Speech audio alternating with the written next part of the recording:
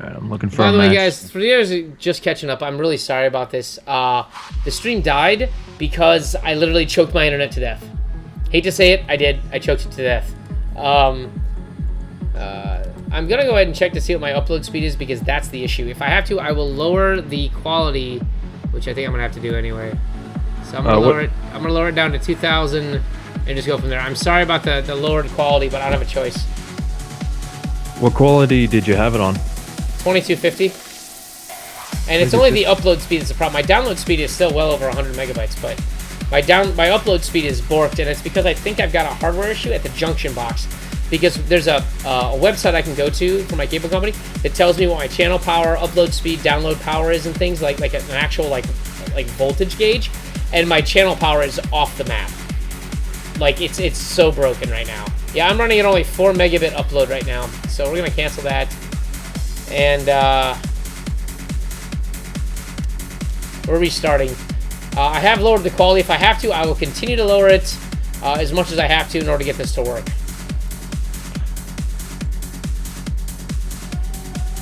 So far, I have no drop frames, but I did have to lower the quality quite a bit, guys. I lowered it down to 2,000 kbps, so hopefully that's enough for us to hold on. And I had to get rid of Passer's video to make sure that the stream could go on. So Passer 2300 is still here. Say hello, Passer. I'm just a ghost now. Boo-hoo. That was the gayest thing I've ever come out of my mouth. It would have been more like, I'm the gay. I don't know. I can't even do it. I was going to go Southern Belle on you there instead of gay man, but whatevs. But we do have a match if Bly Yeah. wants to agree. It's Last Shadow versus Bly, maybe? Okay. We can do that. Like, Let's see who else is in it. So it looks like Ender. Sorry, I just tapped the mic for no reason. And Entropy are going at it. BioIce is actually here. Holy cow, I haven't seen BioIce in forever. Holy cow, Yeah. that is another top-ranked player. And he's waiting on actually the match between White Tiger and Turtle. That's going to be over.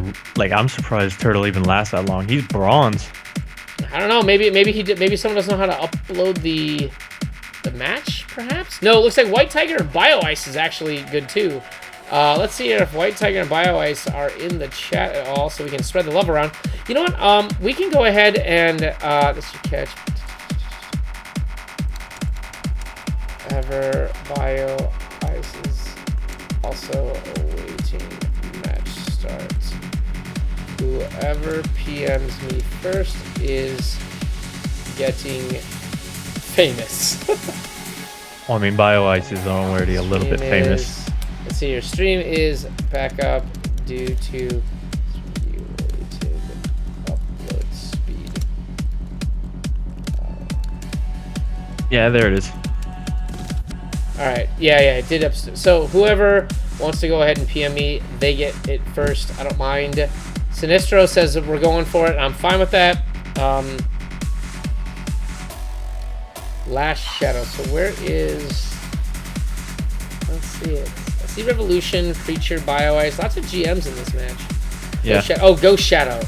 No, Last Shadow. Last Shadow, but there's a Ghost Shadow in the chat also. Yeah, he's someone else. Alright, fair enough. You know, the one thing I'm worried about if we do go for Bly is every time we seem to cast Bly, something happens to me. Then don't screw up, man. No. I mean, like last time we did it, I think like 2-3 weeks ago, maybe. My computer crashed entirely, and I went MIA for 7 hours. Well, that was different. That was because you had to stop peeing on your computer. We talked about this, Passer. No more peeing on the computer. Use a Mountain Dew bottle like everyone else does. It's cast so long, man. I can't be asked to get a Mountain Dew bottle. Those things are expensive. You're a nerd. You're supposed to have one at your desk already. What is wrong with you? I prefer Mellow Yellow, and I just all right. You're going all the way back to the 80s with Days of Thunder with the Mellow Yellow reference. Well, yeah. I mean, Okay. I don't know. I don't even drink soda really. Mostly just Sprite. So. All right. Two vetoes.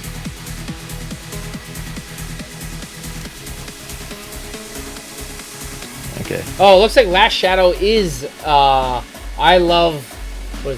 is in love with the dark. In love with the dark. That is Last Shadow. Oh, she's an admin, or he's an admin. Okay.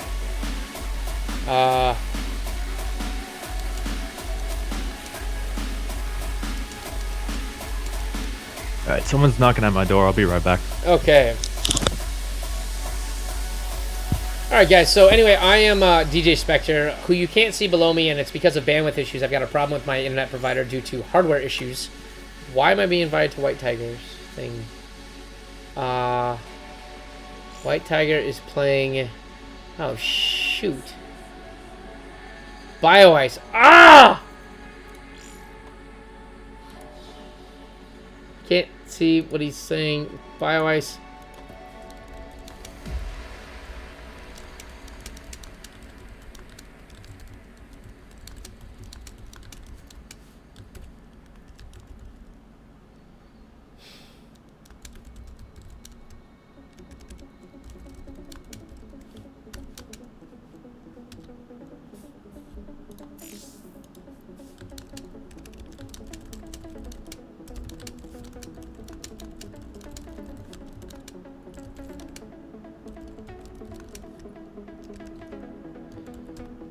Gracious players. Alright, let's do this.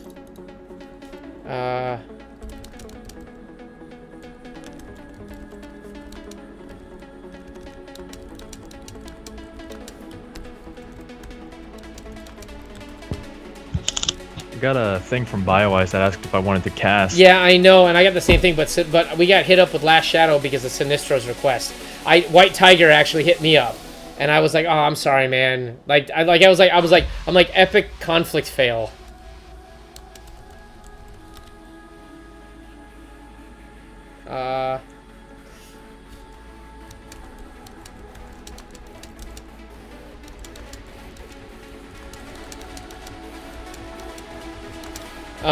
But anyway, no, but White Tiger was nice. He was just like, okay, I understand. So White Tiger was very cool about that.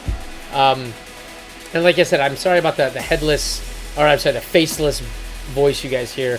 Like I said, I think I've got a hardware problem out at the junction box by my apartment. It's not my hardware. My hardware is normally fine for the stream. This is the first time I've actually gotten my internet choked out like Looney Tune style. Like we're like, so anyway, the headless voice is Pastor 2300. So while we're waiting, Pastor, sort of like what race do you play? How long have you played StarCraft? Like, let's have like a little Q&A session here, brah.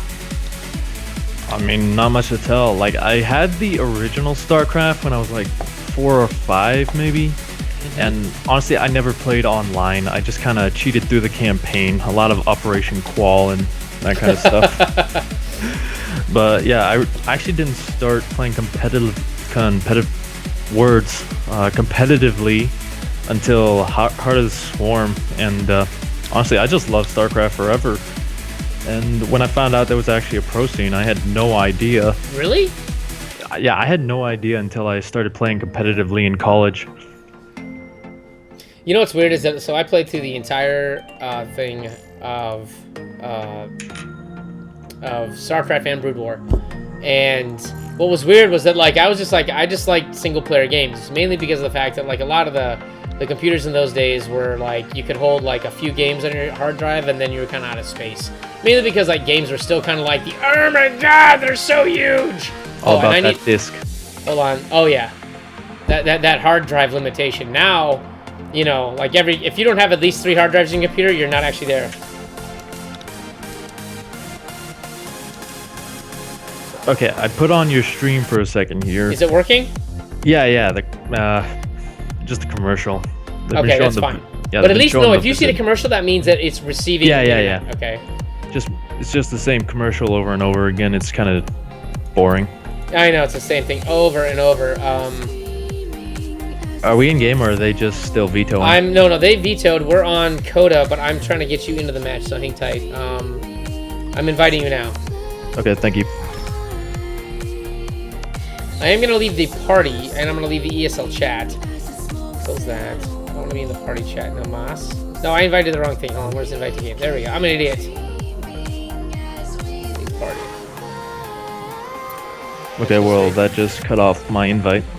It did? No, it didn't. It's still there. No, it stopped for a second, but now it's downloading. Why is it down? Oh, you don't have GameHeart, do you? I do. You do? Why is it downloading then? You already have Coda. I know, but it does. Like I haven't played in it forever. It's on my veto list. Oh, you're a terrible human being. Hey, it's terrible. Most of the maps are terrible. Except for, you know what? I'm not allowed to ban them because I need to actually be good at them when I play. Hold on. I'm inviting you to... Wait a minute, I can't invite you to the game. Uh-oh. Invite to party. Hold on. Don't worry about it. Just... There you go. Now invite to game and join the game. There we go. Are you in? Not yet. Hang on. Entering lobby now. There we go. Hang on. So now, referee, let me exit the party chat because this will help. Alright. So now, this is the match between Last Shadow and Acer's Bly. Did Bly say they were ready? Yeah, they're ready. Okay. I just don't see it. No, Bly said go, go, and then Last Shadow was like ready whenever. Okay. Alright. So we're going to see another PvZ. So last time Bly went with a really early Zergling aggression to sort of capitalize on a greedy Protoss. And I don't mean greedy in like the traditional sense where it's like, oh my god, he went 3 Nexus and then Gateway. It was just the fact that he didn't see the proxy Nexus in what would have been his normal third. So in the lower left-hand corner, currently... in purple, which I love this color scheme for Protoss for some reason. I don't know why. But cool. It is Last Shadow. And in the top position, he likes the cheddar. Will he like it again? It's... Holy cow. That's bright. I know. But it is Acer's Bly. Like, you know, when you turn the team color contrast up all the way, that's taking red to friggin' 11. That's what that is. And I'm going to see if I can... Yeah, I'm just going to turn that down because that is blinding. No, turn it all the way up. You need to go to, like, 11. All the way to 11. I'm kidding. If you went to 11, I would actually probably cry. 11? No, I don't go to 11. 11's terrible. 11 is a terrible state of a human being? Yeah, every time you hear 11, it's like, what's the answer to 10 plus 1? 11. Pick a number. Pick another you're like number. 42, just like, what is it? Hitchhiker's Guide to the Galaxy, which, by the way, is a really funny movie. I watched that recently, and I did not know that Zoe Deschanel was in that. To be honest, I didn't really like it. It wasn't that funny to me. I guess the thing is, like I only read like part of the book, and so to see like the rest of like the sort of general plot was actually kind of funny. There's actually there's a second book, and I can't think of what it's called, but it's supposed to be like a companion story to that one, not necessarily like an overlap or whatever. But I think there was a trilogy or something. Yeah, I unfortunately am not up on the lore, but I thought they did a good job. And Alan Rickman as the chronically depressed robot was hysterical. And look at this! Look at what Bly does! This is so cute. I'm guessing he's probably not like that confident in PvZ, or he just wants to get into the finals pretty quickly here. Maybe late where he is. So this may actually work again. If Last Shadow didn't see the last game... That's very possible, too, considering my stream did vomit on us very, very spectacularly. Yeah, and speaking of which, I'm actually going to go ahead and actually try to watch my own stream to see if I want to... Oh, you know, I don't think I can watch my own stream on my phone. It's all right. I got your stream up on pause, so if it does go down... like No. If it's on pause, it won't show anything. You actually have to watch it like on a tablet or something, or a phone or something. I would recommend doing that. Because I won't know if it goes down. Like, I do see I don't see any drop frames now, and I should have noticed that earlier, but normally I don't look at my casting window after I've gone full screen because Pastor yells at me when I don't go full screen. But yeah, I mean, Last Shadow did see it. He saw that there was no natural, so he threw down a wall really quickly. So honestly, this is the right response here. Yes. It's a bit different than last game. Oh, hold on, the pylon. Look at this real quick. He might have room to get a cannon if the forge finishes. The forge is done. He needs to put a cannon down by the natural. He's got a little bit of room to do it. There's a small window he can do it, but he decides to just say F it and go back.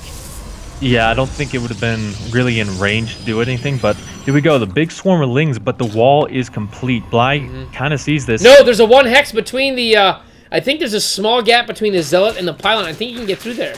No. Like, the Zealot, he's pretty small, but he's just projecting himself as small. He's pretty fat. But, I mean, this is kind of scary now because the Baneling Nest is the follow-up here. So he's going to try and Baneling bust the Protoss. No, and you know what? That's actually not a bad way, considering the thing is that you've got a pylon powering everything. Like, if you look at this other pylon, its arc kind of covers one of the photon cannons, but it definitely doesn't cover the second one. Yeah, definitely. But the queen gonna get to work on the mothership core. Doesn't want to overextend with that queen, but he's got to wait for metabolic boost. Get those 5 banelings, maybe 6, just because there's double photon cannon, and you really can't afford. There it is. He's got the 6 as you called it. Yeah, the minute this baneling bust fails, if it does fail, then Bly's going to be in a world of hurt just because of how far behind economically he is. The Mushroom Core is starting to work on those banelings, so that's going to help out again. Oh, here it is, and here comes the push. 2 goes in, 1 gets taken out, the pylon goes down, another pylon. Oh. Nice work, actually, by Last Shadow. Yeah, these Zerglings can't get in there now. Kind of maybe one. Oh, never mind. The 1 hex gap allows actually. The probe is actually holding the gap there, and the stalker is doing what it can. But there's a gap on either side of that, and this just doesn't look like. By the way, Kalong77801, well, thank you for joining DJ's crew. You're a boss, and unfortunately, without the ability to go ahead and, unless he makes a whole bunch of cannons and gateways at his main, he's gonna be in trouble. Warp gate is almost done. Is he gonna get it? All right, he does get Warp Gate, so that's not a bad thing. He does wall off with 2 gateways, so he's going to be able to at least initially hold this. But without the Forge, he has no defense here other than this Mothership Core. Yeah, the one thing that's kind of curious is going for that Immortal. If you guys don't know, the Immortal, not that good against Zerglings, but yeah, this aggression... Oh, he canceled the gateway by accident! Oh, no. Oh, that's not very good. But yeah, I mean... This is gonna be, once again, a hard hold. I don't think he can really do it at this point. That Immortal gonna pop, but it's dead at this point. Mothership Core gonna take out the Queen, except it's not. And that's it. I don't see how he's gonna hold in this position. Yeah, I mean, he pulls out 2 more Zealots. I mean, they can take out the Queen, but the Zealots, the Zerglings can get a surround fairly easily. And without a Mothership Core even being chrono boosted out, there's very little that Shadow can do here to actually hold on versus Bly. Yeah, he's trying to use SimCity to his advantage, so if he can get, like, just make his own good position, that's really smart there. But with the Banelings, as you don't know, once the Zealot hits them, they blow up anyway, and they do damage, so... Yeah, this is just not looking good, and Last Shadow knows it. GG out, and Bly takes game number 1. Yeah, and you know what the thing is about that is that the toughest part of that whole thing is like being willing to admit. I mean, that's the difference between like a high level player and a bronze player. And by the way, I just got ejected once again, but that's okay.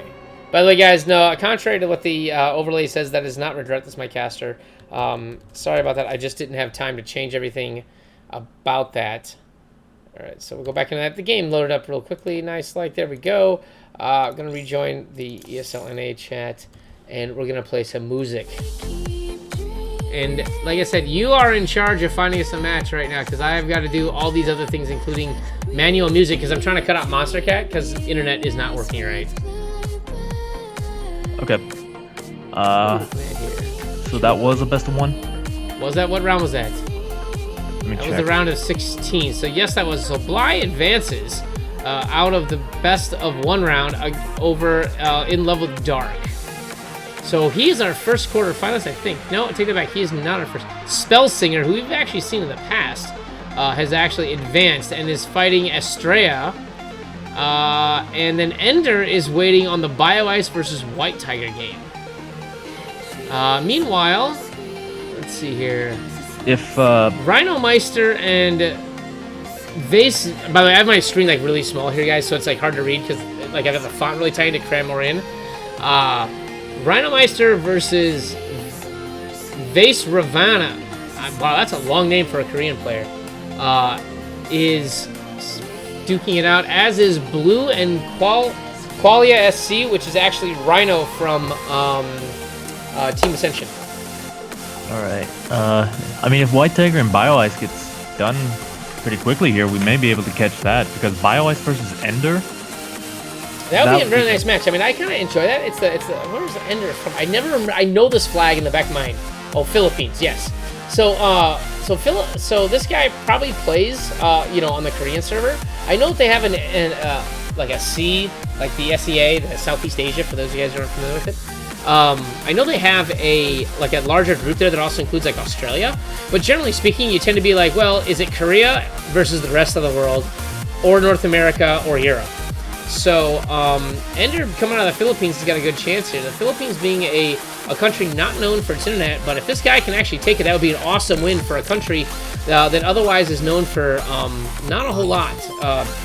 I mean, my girlfriend's Filipino, so I mean, it's known for that. But. Okay, so we got BioIce versus Ender. All right, let's Ender do this. Is a pro player, so is BioIce. Yes. This is gonna be good.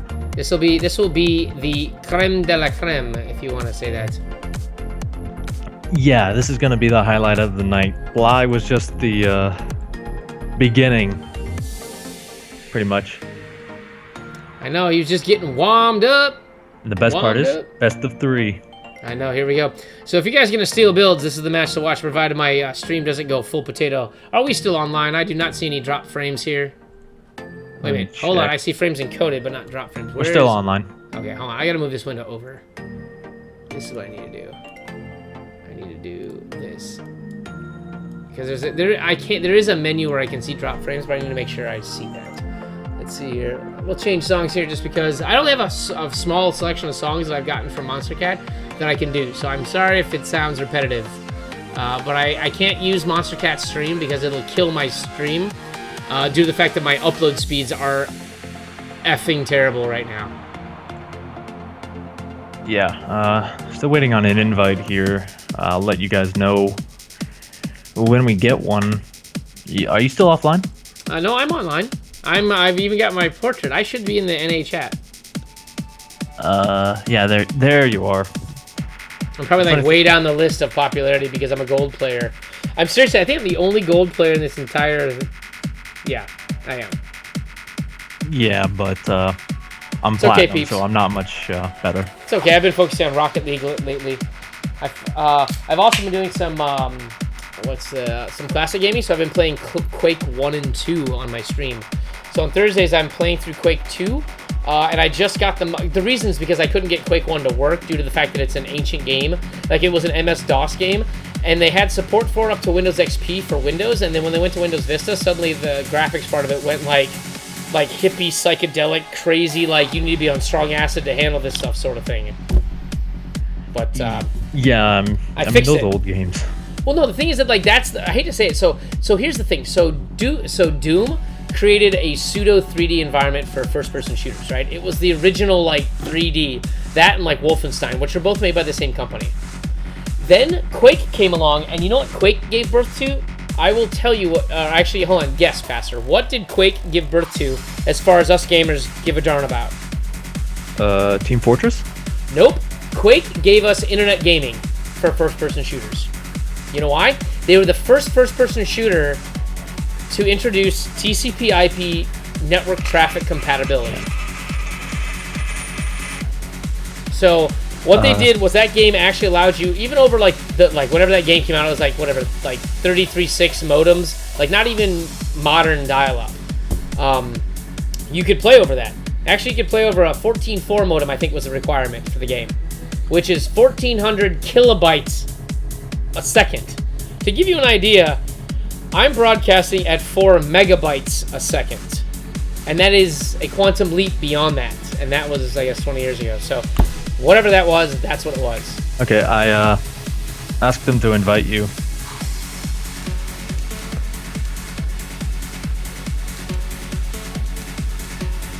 By the way, I'd like to say Substatic UK, thank you for the follow. If you guys are watching for any reason, thank you for the follow on Twitter. That is awesome. Okay, they were about to go without you, so... Alright, sorry about the... There you go. Am I in the lobby? I am in the lobby. Yeah. Oh, shit. So now we don't need ref. No, but there we go. You got ref. Yeah, and I'm the admin, so that works. That works. So, I mean, this is going to be good. Ender has a few titles under his belt. BioIce has some titles under his belt. Let's do it. Agreed. And you know what? The thing is that these are not, like, crappy matches either. So here we go. Music's been enabled. And it's a ZVZ, which is probably my single worst casting matchup. So if I get things wrong, people... By the way, there's the full-screen version of it. Sorry about that. This is a best of 3, so hold on, let's do this. Let's set this up. All right, so this is game 1, right? They didn't say they did one before this, right? Yeah. All right. By the way, sitting down in the lower right-hand corner, it's our red Zerg that does not have the super ultra nuclear red color. It's Ender from, I believe, what is that? It's Psystorm. Oh, Psystorm Gaming. Yeah. And in the top position, representing Team Ascension. That's right, yes, right? Yes, it is. TA Pro's Team Ascension. Okay, Team Ascension Pro. It's BioIce. He's biological ice. By the way, just to let you know, if you see like TA, like Team Ascension, like with the abbreviation of just that word, I think that includes like their coaches and something else. And TA Pro, I believe, is the actual players that are being coached. Yeah, I think TASC, like lowercase SC, may be their that academy team. It's kind of the same with like Infinity Gaming and stuff, Inf Pro, that kind of thing. But we're not talking about Infinity Gaming. We're talking about Team Ascension versus Psystorm. No. We're talking about DJ Spectre and Passer. Let's get this right. We're the narcissists. It's all about us. These players on the screen are only here so that other people can hear our beautiful voices. Right, so we can get famous. Well, they're just here just for us. I mean, like, yeah, okay, there's some StarCraft or something going on, too. Maybe. I think that's kind of what's going on here. But I thought we were trying to cast a Dota match or something. No. This is a Mass Effect 3. This is the StarCraft mod for Mass Effect 3. Completely different. Oh, I love that mod. Anyway, this is now ZVZ usually starts off pretty, quote, standard, meaning that you usually see the same thing. Now, by the 4-minute mark, you'll basically see the same stuff. So it's either pool first or hatch first. Hatch first, I should say, correct myself. We do see a pool first out of Ender, but a hatch first out of BioIce. So what that gives is an option for Ender to do slightly earlier aggression based on the pool timing, because it now is finished, whereas BioIce is halfway done. So we could see slightly earlier aggression. However, taking count the build time and then the travel time cross-map, it may not matter. And that's part of the reason why in a ZVZ, I say by the 4-minute mark, it doesn't matter, because if you look, it's at 3:30, and really, it may not matter. Yeah, the big kind of timing in ZVZ is when you get speed for those early Zergling wars, if you do decide to go for those wars, because some people decide not to do those and just go straight for roaches. But, I mean, that early Zergling war is kind of the linchpin of ZVZ, just because that's when you're trying to force your opponent to make more Zerglings than drones. So, I mean, Ender did get his gas really, really late here, so BioIce is going to be able to go up to that speed a lot quicker. He just now started it. And the thing about hatch first is you do get that economy up just maybe a smidge quicker here, because you do see in the income tab, Control I, that it's higher for BioIce. It is slightly higher, and that's the thing. Is like 19 versus 19. I mean, it doesn't sound like a lot, but it depends on A, where was the drone made, and B, was it able to start mining. And you see that in this case, the drone was made, but it was turned into a baneling nest right away. Yeah, I mean, going for that early baneling nest, he really wants to spend this gas on that, get that early aggression here, because I think it's more around 6 minutes is the normal time when you throw down a baneling nest, maybe? I don't know. But, yeah. That's close. I mean, like, that's not a terrible move. I mean, he basically saw it. He wants to go for it. He's got the extra extractor under production, so he'll be able to have the gas ready to go. Hopefully, it's going to be a little bit late, because the extractor isn't going to be able to put up that much gas by the time the baneling nest, so he won't be able to go, like, baneling nest into immediate banelings, you know what I mean? But it'll be close, and it's probably going to hurt. I mean, now, unfortunately, this Zergling, did he spot it? No. He did not. Oh, my God, he skirted that by the skin of his teeth. He does not know there's a baneling nest. Yeah, he doesn't see the layer either. This is at the point where BioIce can probably deviate here. He can either go for heavy Zerglings, which he's decided not to do for the moment, or he can go for 2-base Muta here if he throws down a couple extra extractors.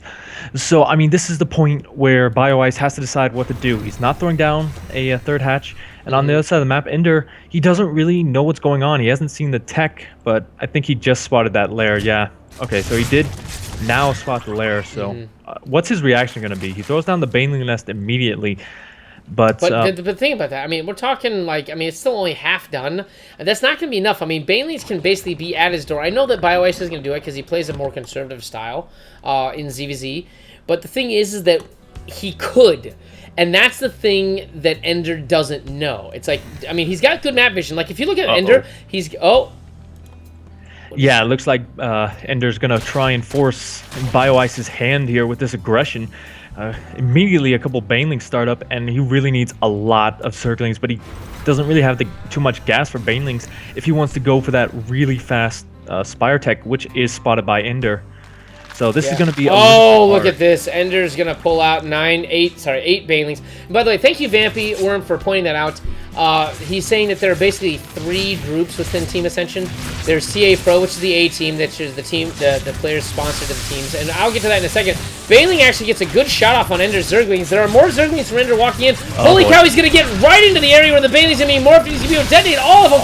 Takes out nearly all of BioIce's Banelings except for 4 of them. More Banelings are coming in, and it is an explosion fest. Like, this is like a bubble gum for Banelings. And here it is. The Banelings get all the way into the middle line. Are they going to take anything out? Are they close? No. They'll get a few more. They've already killed off 15 workers. Holy cow. Yeah, this is so smart from Ender here. He saw that it was 2-base Lair into Spire Tech, so he just forced BioIce to make way too many Zerglings. And I mean, this is just smart. Yeah, and he took the heavy damage units and sent them in and committed to that attack. I mean, brilliant play by Ender in this attack, and he manages to catch his speed finishes. I mean, there's like he manages to get his Zerglings all the way around there. I mean, they're just clobbering drone after drone, and BioIce is like, you know what, this isn't gonna work out for me in the end, and he decides to tap out for game 1. Yeah, so really good play out of Ender here. BioIce, he did see it, but he didn't get the time to react pretty much here. Ender just came in like a wrecking ball there. And, I mean, that was just good play. Yeah, that was excellently done. And you know what? BioIce is a very solid player. So to take a game off of him, it's not exactly anything to shy away from. And we know that Ender's a decent player. So, I mean, these guys are similar in skill. Like, I know that there's a big difference between low masters and high masters, and then obviously a difference between, like, even masters and GM. But a lot of guys on that cusp between masters and GM, the only reason why they're not GM is because no one in GM is just like, they've been playing every week. They haven't waited that 2-week period or until like your bonus pool hits that level. And by the way, I want to clarify one thing real quick here. I want to clarify something that Vampy Worm said. I spoke incorrectly earlier. There are 3 parts. Sorry, I'm holding up 4 fingers, but there's only 3 parts to Team Ascension. TA Pro is the players that get sponsored to the various tournaments and things. You've got the TA Comp, which is actually the people that are good players that are actually trying to become sponsored, and then you have the TASC, which is actually just the community players. And I'm not sure sort of where the community piece ends or begins within the rest of it, but I'm guessing that's sort of like their secondary squad. By the way, they didn't make the map in in Game Heart, so we can't see like the total units killed right now. That's fine. Oh, like the little pop up you guys normally see over on. I guess it's over on this. It'd be like right here on the screen. We can't normally see that, so I'm sorry about that. But that is just something we have to deal with because I didn't make the map, and I'm trying to keep my stream stable. Anyway, over on the right hand side of the map, taking a game very surprisingly and very strategically with a whole lot of early Banes. Off of our other opponents. It is Psystorm's Ender. And he may be down 1 game, but he is not out in this Z-favored map. It's BioIce. From Team Ascension, by the way. Yeah, by Team Ascension. No big deal. I'm just starting to like learn some of the game, the team names. Like, I follow the pro scene when I can, but I can't always do that. So unfortunately, a lot of the names, like outside of things like, I don't know, like Lobo. Well, he did win today. By the way, congratulations to him, the Frenchman, taking the. By the way, in the very first, WCS final that did not have a Korean in it. It was in Krakow, Poland. There was a Polish player versus a French player. So it was an all-European final for a WCS season. So that was kind of awesome to hear about. Unfortunately, I didn't have time to watch it because I just had other things I had to do. But I did hear that Little Bo won. So congratulations to the French player. I actually did catch snippets of the French stream, which, by the way, the French, I don't know what it is, but they need to get a lot angrier, like the casters. Because they're like, whatever they were saying, it just didn't sound intense enough. And maybe because the French language is so soft and subtle and whatever, but I wanted to hear things like goal or whatever, and it just wasn't happening. Yeah, I mean, if you went over to the German stream, that was kind of fun. Okay. I only stuck around for a little bit, but they seem to be really into the games. I hate to say it, and this isn't against any German people or the language. I just don't speak the language or understand the culture because I've never experienced it. But when you hear German or Russian, it just sounds like a very angry stream, like all the time. Like their sounds and their syllables are just very harsh and hard. It's like and I'm like, holy cow! I don't know if that was Russian or like a really angry Japanese guy speaking German. Like, but... No. Japanese guys speaking German is hilarious, though. If you guys want to go look up like a Japanese learning tutorial for German, it's hilarious when they try and speak anything other than Japanese. But yeah, off of languages, pretty much before we offend basically the entire world, BioIce. Well, hold on, we haven't covered Africa yet. We're good so far. Well, they all speak European languages, but yeah, BioIce is deciding to go for that aggressive Zergling attack now. Ender is going to have enough here to defend it, but I mean, the Baneling Nest there is going to give BioIce a lot more room to pretty much work with this. Yeah, it is. And the other thing is, they did time their Baneling. They did time their at least their. Oh, there's a spine crawler goes down. He's got a nice little wall to prevent like a double surround with the queen and the spine crawler, so very clever actually by Ender there. Unfortunately, the Zerglings here by BioIce are just going to go ahead and poke up here. The Overlord's going to be able to spot, hey look, there's a counterattack. There is one Baneling coming down, which should give Ender a little bit of pause. They do try to close in, and they do get one of the Baneling pods, but unfortunately, Ender loses the rest, and BioIce has 3 more to add to the one that's almost finished now. There are 2 queens, but this will be dicey, I think. Dicey. Yeah, basically it's going to come down to micro. The queens need to do a hold position, just basically anywhere where the probes or drones, as they're called, aren't going to get hit. Because if you lose too many drones in this early game, you're going to die. Yes. Like, that's for every race. But and here you go. Here comes the attack. The Banelings run it. The Zerglings get in. The Banelings get a few good attacks off. Oh, but the Spine Crawler actually wrecks face. There's one Baneling with almost no damage. He goes off. Actually, a Queen manages to take it out. A few Zerglings die. But otherwise, Ender is going to hold this. He does move all of his workers completely out of his base. Oh, even the Queen survives here. That was a good hold here. Oh, and look at this. There are now 4 Queens holding the front here. This is going to be very difficult for BioIce to push into. Yeah, basically at this point, BioIce wants to keep up the aggression here. He keeps making units. And honestly, it's not that bad a choice because Ender doesn't have speed. He doesn't have it anywhere near. And from here, BioIce is going up to Lairtech, so maybe Mutalisks? Because yeah, that's very possible. I mean, like, you could do that. And the thing is, like, because you could do, like, a Roach Bane and then, like, transition into a Muta. But the thing is that we're looking at 1 base versus 2 base. I mean, the economy is very... If you look at the income, the economy is very much strongly, in Ender's favor, despite the fact that he's not actually mining gas. And, whoa! Oh. What? I guess he figured he was too far behind.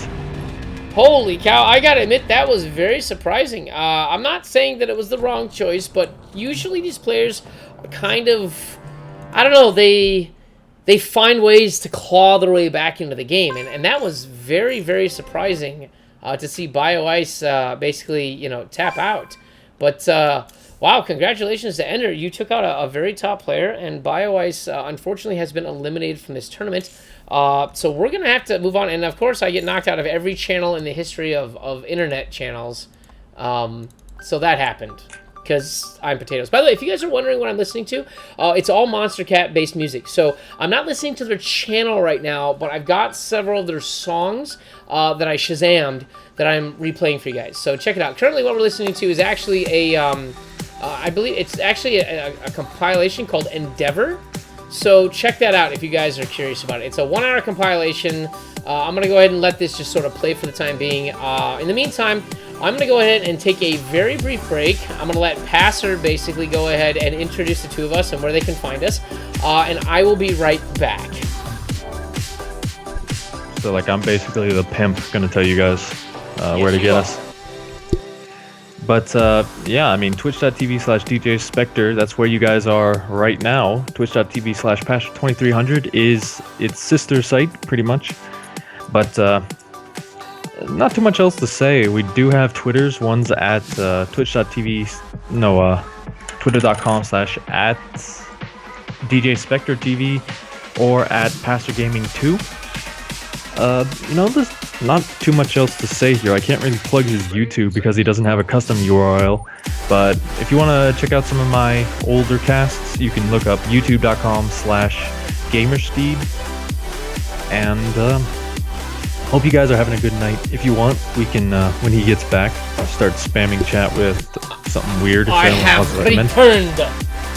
Okay, no, so we can't do that, guys. You can spam chat with whatever you want. I don't care. Just realize that certain things may get you banned because even though it's my stream and my Thirsty Thursday stream is kind of like a free-for-all, the ESL stuff I kind of rein back a little bit. I do have a few swears in there and stuff, but generally speaking, it's an all-ages stream. So if you start posting like ASCII art of Hitler and stuff, I'm going to ban you faster than lightning can strike the DeLorean in Back to the Future. Oh, I don't think that's going to be a problem. But thank you guys for coming out. If you like what we do, please go ahead and give both of us a follow. I'm DJ Spectre. You can click the follow button down in, that corner down there. Or you can go over to Pastor's channel, which, as he said, it was Pastor2300 on Twitch. So go ahead and give him a follow. And Pastor, you said yours is Gamer Steed, right, on YouTube? Yeah, like the horse, pretty much. Okay, so that's Gamer Steed. If you want to go ahead and link that in the chat, go ahead, Pastor. That's fine by me. I got no problems. If we're linking stuff, if you guys have other things you'd like to link in the chat, like maybe you're a StarCraft player and you want to know about something, go ahead and let us know. I'll allow links just this one time. I know on my page I say, hey, you're not allowed to do it, but that's only because I want to avoid people like spamming like troll music and all kinds of ridiculous things that can happen on the internet, because internet. Yeah, we don't want it being a WCS stream, pretty much. Yeah. By the way, did you catch the trailer today? I'm speechless. That was the best trailer out of all three of them, I feel. No, see, I thought it was bad. I thought there was because I used to write screenplays, so like I studied like film. So the thing is that I feel that there were some cinematic opportunities that were missed in that trailer that would have made that seriously feel epic. It wasn't bad, but it didn't feel epic. I think there's a clear difference there. Okay. But check it out, guys. The Legacy of the Void opening cinematic. Now, that was not the trailer that you're going to see, like, on TV. Like, when they launched Wings of Liberty, they had, like, TV spots and special footage that was not in the game in their trailer. This was the opening cinematic to Legacy of the Void, the same way they did Heart of the Swarm, where the trailer was the opening cinematic of the game itself. So the opening cinematic of this was not the actual trailer that they're going to do. Blizzard sort of, I think, copped out in that regard. They put a lot of effort into Wings of Liberty, and they're kind of like, we don't have time for this crap for the other two expansions. So why don't you give us a rundown of the bracket here, Pastor, since I'm looking through it and kind of looking at what we got as options. All right. So, as you saw, Ender advances into the semi or quarterfinals. Bly's taking on Raze right now, but Ray is disconnected, so that's gonna go on for a while. Spellsinger and Australia. I think I've seen these two. Like, I know I've seen Spellsinger before. Australia is kind of in the back of my mind, but I can't really tell. And then we also have Blue versus Vice Ravana. Like, the only Japanese player I've seen in these things. So he's coming. Like, it must be super late where he is, or really early. Well, aren't Japan and Korea like on similar like longitudes? They're on the same time zone. Yeah. So they should be similar. I mean, like right now it's like way early morning because I think like Australia, like Sydney is 16 hours ahead of where I'm at. So it's like, isn't it like late morning in Japan? Oh, it's 8:26. Oh, okay. So it's like early morning. So I mean, he basically woke up like at 6 a.m. for this tournament. Maybe, yeah. Sounds about right. But I did send out the request, not to anyone in particular, but so we'll see what we get. I don't think any games are just about to start. Yeah, this is the difficulty of like hitting like the quarter semis. Like in the beginning, you have like too many requests, and then towards like the quarter and semis, like you can't get any requests. It's just weird like that. You know what I mean? Yeah, pretty much here. And these guys, like, honestly, I don't think they really know who we are, so they don't really trust us that much, is what I'm gonna say. By the way, Nicky B. Red, thank you for mentioning that. I did not say it was bad. I did not say it was bad, and you're going to hear this in 90 seconds. I responded to it in chat already, but I thought it was not epic enough. I mean, you're closing out the chapter. For the game, for it being the opening cinematic for the game, all right, it was good. But for a trailer to, like, excite us, I don't think it was great enough. Like, they had something like 5 or 6 different variations of the trailer for Wings of Liberty, and they didn't use the opening cinematic for Wings of Liberty as the cinematic trailer for the game, the launch trailer. That's something totally different. Like, the launch trailer was like a compilation of all the different cinematics. Like, Wings of Liberty launch trailer was insane. It was like a movie. Unfortunately, they didn't do that for Heart of the Swarm, and they didn't do that for this one so far. So I'm really hoping that they do the same, like, movie treatment where, like, they cut together all the cinematics across the entire game into one for the launch trailer. So I'm really hoping they do something different for Legacy of the Void, because I think this is the moment to do it. Like, I just hope they make a movie. I know they're making the Warcraft one, but I cannot be happy until StarCraft movie comes out and StarCraft Ghost. StarCraft Ghost was actually released on the console. No, it was canceled. Twice, right? Yeah. That's what I meant. Sorry, it wasn't released. It was made console only. And the thing is, it was supposed to, you were just playing as Nova the whole game. Like, it was a single-player game. Yeah, I mean, it was pretty much like, I want to say Thief. But still, if you guys didn't know, that's actually where Nova came from. So if you think she's just someone who came out of the blue, no, she was the main character of that game that got canceled. Because it was her work that was, because what it was following her after Brood War. I think the way the chronology goes is it goes like StarCraft, Brood War, then StarCraft Ghost, which was canceled, and then StarCraft 2. So that's where it was. She was fiercely loyal to the Dominion, not necessarily Mengsk, but the Dominion. So she's still alive, by the way, in the game. So I'm curious as to what happens, because Kerrigan didn't kill her in Heart of the Swarm. So I'm wondering what her role is now that Mengsk is dead in Legacy of the Void. Yeah, well, the thing is, like, I could go on about StarCraft trivia, mainly because when I'm bored, I look up all the wikis and all this. But, yeah, I still think she's going to maybe follow Valerian and just stick with him.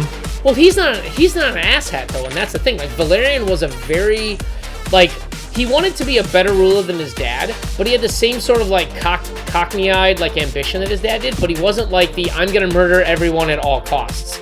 Like, he was okay with making bold moves, but he wasn't gonna murder civilians and, like, plant a psi emitter on Tarsonis the way his father did, you know? Yeah, he cares about people. That's why I'm really interested to see how the Dominion is going to come into this big battle with Amon. Yeah, but Amon, now here's the thing. So if you guys aren't familiar with Brood War, there was a secret mission during Brood War that you could do. What it was is, so when you're evacuating, one of the missions of evacuating Ire, if you completed the evacuation in like under 25 minutes, then you got access to a secret mission that basically lets you control only Zeratul.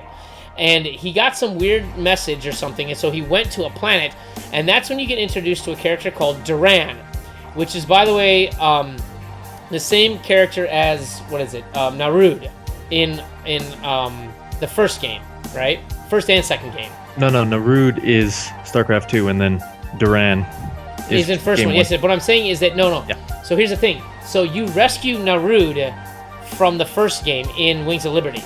So if you play through the campaign, in Wings of Liberty, Narud is under attack from Kerrigan, right? So what happens is you have to save Narud. But what's weird is that they already knew the whole plot of all 3 games, because at one point during that mission, Kerrigan, who's your antagonist, because you're trying to defend Narud from the Zerg, Kerrigan says, I see through your disguise, Narud. So she knows in Wings of Liberty who Narud really is, which is Amon's, what is it? It's basically like Narud is Duran backwards. It is. But what I'm saying is that Narud is the, oh my god, the herald of Amon. Yeah, he's corrupted Terran, I think. Or and that's what I'm getting at. And the thing is that, but back in Wings of Liberty, you already knew that Narud wasn't who he was supposed to be based on that conversation that Kerrigan had. Because Kerrigan was trying to kill Narud But what it was is Raynor had to save him because he had one of the artifacts that eventually made the Zelnaga artifact that made Kerrigan human. So the thing was is that Kerrigan was trying to kill Narud, but for the wrong reason. She was trying to kill him to prevent the artifact from being brought into Terran hands, as opposed to kill him because he's Amon's herald. It was a brilliantly thought out like plot point that everyone missed. Yeah, you know, everyone really kind of hates on the campaign, but honestly, like if you just look into it, how it connects with Brood War and like it's just really smart how they went about it. And yeah, exactly like you said, just little things. Have you played the Wings of Liberty campaign? Of course I have. I've played all of them. Okay, so then do you remember that mission? What it is like, it's weird, because the mission it's on is you're in a city, and it's the mission where you first get medevacs. Yeah, she's trying to destroy the data cores or find some info for them, so you have to. And you've got to fight your way towards Narud with the medevacs, because that's the very first mission. Because you know how each mission in the game in period, like you get a new unit you can use for that mission. Yeah. Yeah, and that tends to be the linchpin unit. So like if they say use Hydralisks, that's the unit that will win you the mission. That's what you should do. And in this case, it's medevacs because you're in a city and you've got to like drop units on building tops to try to take out like the other things that are there. They've got like Goliaths and all kinds of weird stuff in that mission. Yeah, I mean Goliaths. Who can forget those? Dude, the Goliath was like the savior of the Terran race in Brood War. Yeah, I mean, like I've tried going back and playing some just versus the AI in Brood War. Yeah. That stuff is not fun for Terran. No. And part of it is because of the control groups. You can only have like 12 people in a control group. Yeah, 12 in a control group. You get 10. So it's kind of finding out how much army you want in there, how much... That's why you see all those t-shirts that say 1A, 2A, 3A, because it's a reference to Brood War. Yeah. Well, not just Brood War, but the original StarCraft as well. Alright guys, so if you guys are watching the chat, here's some trivia. And I know you guys are gonna all Google it. But here's the thing. You've got a 10-second window to try to solve this answer. So everyone equates the Dragoon to the Immortal. And the Dragoon was a zealot that can no longer fight, so they brought him in and they transformed him into a Dragoon to continue the fight. And unfortunately, there's no Dragoons in StarCraft 2. There's only Immortals. So the question is, what happened that forced them to abandon the Dragoon technology and go with Immortals instead? Why is it that Protoss can no longer make Dragoons? Okay. Yeah, I really want to start shouting it out, show my inner geek, but so do I. I'll let someone get a chance there. And once again, guys, we are just waiting on a game while you're Googling that trivia. Just go to the Battle.net site. It's all there. But, yeah, no one's really open, I think. Well, what we can do is we can keep talking to them, see when their game's over, and just coming on like game 2 or 3. I'm okay with that. Looks like Ender is back in the chat, and so Ender is... Who's Ender facing? Ender was facing Entropy. So... Oh my god, there's a piece of cat hair on my face. That was really silly. Wait. No. Something's wrong with the brackets. Oh, no, that's right. No, Sinestro just said their broadcast says, the bracket is being rebooted. Do not attempt to submit any replays until I say that is good. Yeah, because it's showing Entropy beat Ender this time, but that's not true. Because Ender just went into... Yeah, what the heck? Okay, so... And Ender beat BioIce, which we just witnessed. Yeah, hang on. See what happens. I'm going to... Yeah, it looks like Turtle advanced to the semifinals over Entropy. If this is right. That's definitely not... Wait, hold on.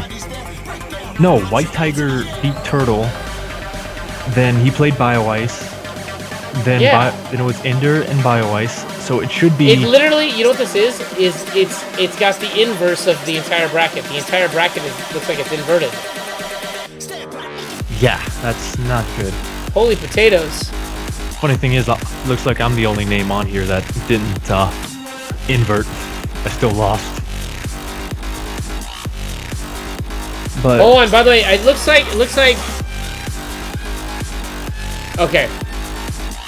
Yeah, you're close. Koi Pyrus. No, Ire was not taken. So yes, I'm sorry, Ire was taken, but that's not the reason why Dragoons can no longer be made. that is. Koi Pyrus, no, Koi Pyrus is close, but I'll give you the actual technical reason if someone nails on it. So yes, Ire was taken, but that is not the exact reason. It's the prelude to the reason. Well, he says the shrine got destroyed. Yeah, but it wasn't. There was no shrine that made Dragoons. That's the difference.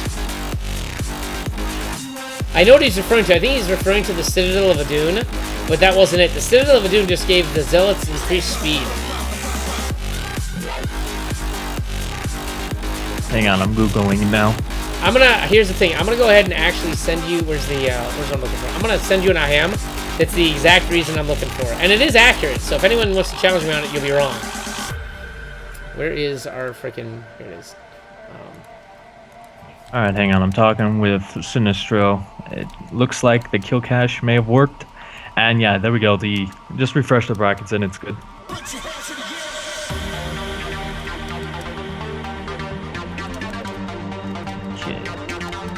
Yeah, the shrine, the Citadel of Adun was... No. It wasn't, because you didn't need a Citadel of Adun to make Dragoons. You need a Cybernetics core. That's what I'm getting at. The Citadel of Adun was removed. Or that piece was removed. But you only need a Cybernetics core to make a Dragoon. So it's the same tech as the Stalker, but the Stalker is not a Dragoon. It plays the same role, meaning it can shoot up and down, but it's not the same role.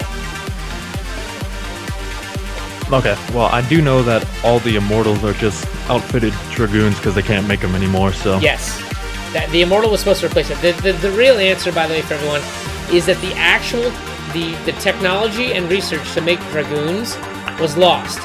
Yes, the overtake... The invasion of Ire was the cause of that, but you can still invade Ire but not lose that technology, because obviously they can still make carriers and shit, right? My point is, though, that the actual backups, technology, theology, and everything else behind the Dragoon was lost. And that's why Immortals and Stalkers were created, because the Stalker is actually a Dark Templar technology. So the Stalker is actually a Dark Templar that can no longer fight, that's been put into Dragoon form, basically. So it's different. Okay, Sinistro is telling me to contact Ender. Alright.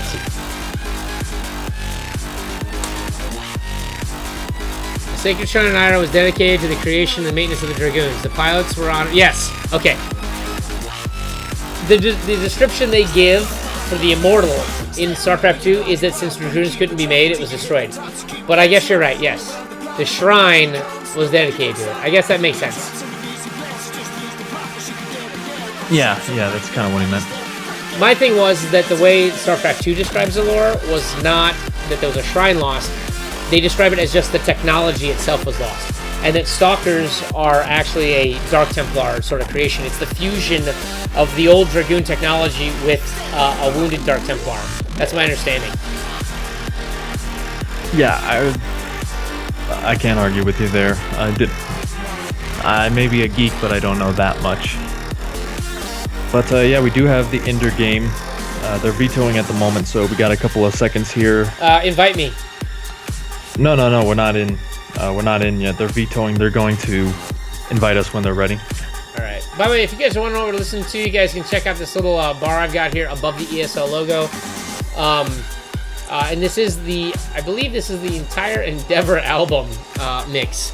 But it is by Monster Cat, so it should be okay. So if you guys want to watch the VODs, you won't be muted, I hope. I do try to end it right when the matches start, so we don't have that problem. Give me 1 second. I'm going to let Pastor actually entertain you while I grab something from my kitchen, so give me 2 minutes. You would think after doing this a couple of times, you would know not to leave me with the stream. I don't care! Okay, you can hear me. I have wireless headphones, dude. Okay, I didn't know that. Start talking already! Okay, well, So we got Ender versus... Who is it for this next game? Let me just check the brackets. Okay, it's Ender versus Blue. I think I know who Blue is, but if you guys know... Oh, we have? Okay, well, you're pending right now. Quickly. He's trying to make hot dogs, damn it. I said 2 minutes. Well, and we go on their clock. Yeah, I know. Hold on. If you want, you can put it on 3 when we get in the game. That's fine. I'm here now. I'm back. Okay. By the way, Koi Pyrus, thank you for watching the stream. I appreciate it. It's nice to know that everything here is well loved and that you're here to join us and watch the stream. So let me go ahead and cut over to the main screen and activate music because I'm a retard. And I did not say retard because that's mean. I said a retard, meaning I'm saying it the British way, and everything the British say always sounds better than the Americans. Well, I don't know about that. Or about that, maybe. It's okay. That's Canadian. That's way different, man. Yeah, I know, but still, I kind of like it. It's funny. Hell, it's about time! That's like almost Irish. Yeah, it's about time. Yeah, that's what he said. It's about time. Speaking of about time, it's about time we do these fragging introductions. Up here in the upper left-hand corner, we've got our red Zerg player. It's Ender. And I can't do an accent, so I'm gonna do this normal. He's a color, he's not a mood. It's gonna be blue. But he's pink, so you know what? He's automatically... I'm rooting for the other guy. I'm kidding. Yeah. By the way, I hate Pink Zerg. Pink Zerg is the single the most obnoxious thing ever. That's like putting lipstick on a pig, yo. You can't do that. Oh, don't talk about your mother that way. It's okay. She is a very large woman that will kill anyone who challenges her. So y'all can get wrecked if you want to challenge my mom. Because I don't need to defend her. She can defend herself. Okay. You're so hard to insult. You know that, right? I try. I worked at a trading firm for like 8 years as an IT guy, and when you work with a bunch of traders, it's like walking into like a 40-year. It's like walking into a fraternity of a bunch of 40-year-olds, and all they do is scream and shout and yell like teenagers, but they have like incomes that are like $500,000 or more. So it's this weird paradigm that you get into, and like their whole thing is that when they're not trading, like because you trade and you got to wait a few minutes depending on what kind of market you're in, maybe a few days, and in the case of like stocks you wait a few months. The point is there's a lot of like waiting and analyzing. So what are you gonna do? You're gonna watch TV and porn and yell at each other and have fantasy football leagues on like 4 different websites, whatever. And the thing is that like I'm a very like normally like friendly guy, like I don't insult people as my way to say hello. But like working with those guys, your sort of MO has got to be like, and by the way, I don't mean to like swear, but it's kind of like, fuck, how you doing? You know, it's sort of that thing. That's sort of the approach. It's like, by the way, go fuck your mom, and they're like, hey, how are you? And I'm like, oh my god, that's how you say hello. I can see we're going. We are trying to hit all fronts on the insulting page. So it's okay. So yeah, Pastor, your mama's so fat she's got her own zip code. It's okay. She's watching this stream. Cool, awesome. Our mom's gonna No, she's not. But yeah, we did see a hatch first out of Ender. We saw a pool first out of Blue. So once again, a little bit different in a ZVZ. Who's going to be aggressive first is the big question here, and I'm actually going to put my money on Blue being the aggressive one. Yeah, you know, we've seen Blue a few times in this tournament. Like regardless of whether or not he's got a style that could be defined in the way you look at someone else's build. Like, you look at a lot of pro players and like, oh, this is like, you know, the Maru style, or this is the, you know, the way Marine King or something does something. Whatever the style is, what we can say out of Blue is that he's consistent. And what consistent is that you're going to see him always make his hatch, always make his pool. And I say that why? Because some people will go hatch only and then rush into Zerglings. Or they'll try to do a one-base Zerg push, which is less common these days since this is not Wings of Liberty anymore. But a lot of these guys are kind of inconsistent. They'll do tricky little sneaky things. Blue is not that player. So he just likes playing standard? He does. You will very rarely see cheese out of blue. Maybe because of the fact, and it could be one of two things. Maybe it's because of the fact that a lot of times by the time I cast him, we're in the later rounds. But I have cast him early, and he doesn't do the cheese thing. Like, he literally will just wreck you with standard play. However, a Baneling Nest does come down, so at this point, we're looking at some heavy Zerg Bane action. Yeah, from both sides. Baneling Nest on... I think he saw it in the main base. No, he did not, but at this point, you can almost assume it. There is a 10-second difference between the two Baneling Nests, but that's not really significant enough to matter. It's not good. Like, by the time it gets over here, by the time speed is done, it's not going to really make a difference here. You know, Ender got speed a little bit quicker, but, I mean, Blue's going to have defender's advantage. Oh, look at this. See what's coming across the map, though? Yes, I see it. That's a lot. So at this point, what Blue needs to do is, while he's getting those Banelings and more Zerglings out, there we go. He does block off the ramp. That's exactly what he needs to do. And he does pull the drones back, and they're going to go and get out of there before any bad things happen. They basically have to crawl through the legs of the queens, but this hatch is going to go down. The Banelings pop. They're going to be the sole savior of this base here. Oh my god, and the Zerglings get into the main, and the Banelings are not able to catch up whatsoever.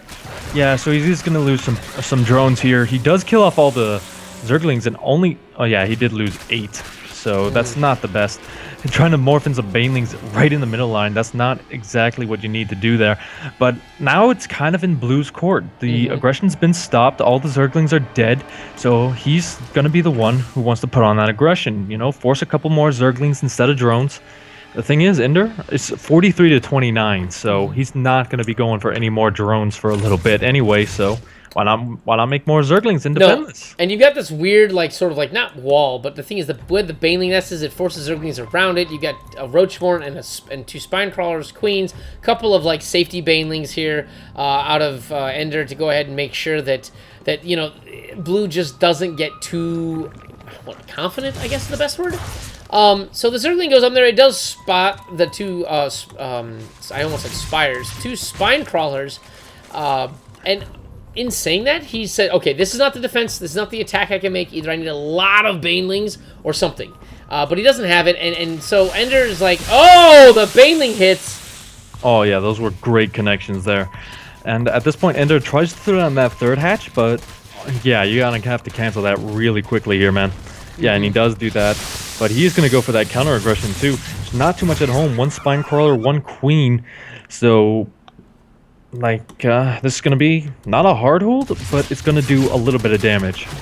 Yeah, and the thing is that, like, the hatch is half dead, so if the Zerglings can get around, the transfuse is actually really good on Blue here. Oh, by the way, after this game, I have to actually restart my StarCraft client due to a graphical setup that I realize is not correct. Anyway, the Banelings roll in here for Ender, and it's going to be Zerg Bane again. And oh my god, the Baneling hit from Blue is epic. Takes out nearly the entire army of Ender. Wow, that was impressive. Yeah, honestly, you never want to get those as any kind of player. So at this point, Ender has to be a little bit careful here. The Spire coming down as well, like, that's going to be hard to hold. He's going for Roach Tech, Ender is. Blue is going for something that shoots down. And flies, more importantly. And flies. Same thing. No, lies. They're not the same thing. Shoots down and flies, never. Those could never be the same thing. I'm kidding. They can be. They can be. What flies and what flies but can't shoot down? Corruptors. Good point. And Phoenixes. And I guess, well, no, Vikings don't count because they can transform. Yeah, they can if they This is why I should not be allowed to have any kind of beverage prior to the finals. Oh, and a Zergling for a Baneling, that's not an even trade. Yeah, Ender's got to back out of there. Doesn't really want to let these Banelings stay, but yeah, they do get canceled. The Silverseer gonna try and get that Spire, but no, it's going in the wrong direction. You may actually see it now. No, no, he doesn't. He does not see it. It is completely and utterly not available there. In the meantime, there are Zergling Baneling battles, and wow, that Baneling actually takes out 5 Zerglings, and the Roaches are gonna be like, 3rd, what you talking about, Willis? Yeah, but there's gonna be a big shock here because there's absolutely no anti-air. You got a couple of Queens, but that's not really enough. So he's just seeing these Mutas for the first time, and actually, yeah, but Mutas don't kill Roaches really fast, though. Yeah, they don't really slow at it. Yeah, but if there's not enough roaches, you're gonna whittle them down before they can really get any damage done. And I mean, with the spine crawlers, All right, fair enough. I'll give you there's some defense here. The roaches do move in here. They should really focus down the drones and make sure they get some damage done before they're taken out. They're going to actually focus down the hatch. Yeah. Yeah, that's actually really nice. But this does give time. And you know what? He's down to one base. I think actually Ender has done it because despite the mutas, like he's down to one base tech. He cannot keep up the muta production. So if you got spores at home, which I don't see any spores, which is surprising. I see one. Oh my gosh, 3 hidden banelings do get taken out by the mutalisks. But yeah, honestly, Ender bought time to get those spore crawlers up, and he's going pretty dang ham with them. Oh, he's doing it, but the thing is, this muta flock can do a lot of damage. Now, will it do a ton of damage? I don't know. It's up to it. I mean, he's going to be able to take out at least one spore. The spore does... Oh, Transfuse is too good. Oh, he gets out, and now he's lost at least 2 of those. No, he lost... Oh, he didn't lose any mutas, actually. He's going to poke in? You don't want to go there. Don't do that. Yeah, he can't really do anything here, and now with roaches on the ground, you can just swell up with roaches and go across the map and kill your opponent here. Yes. I mean, he doesn't, like, Blue is on one base economy. I mean, he's long distance mining from his natural.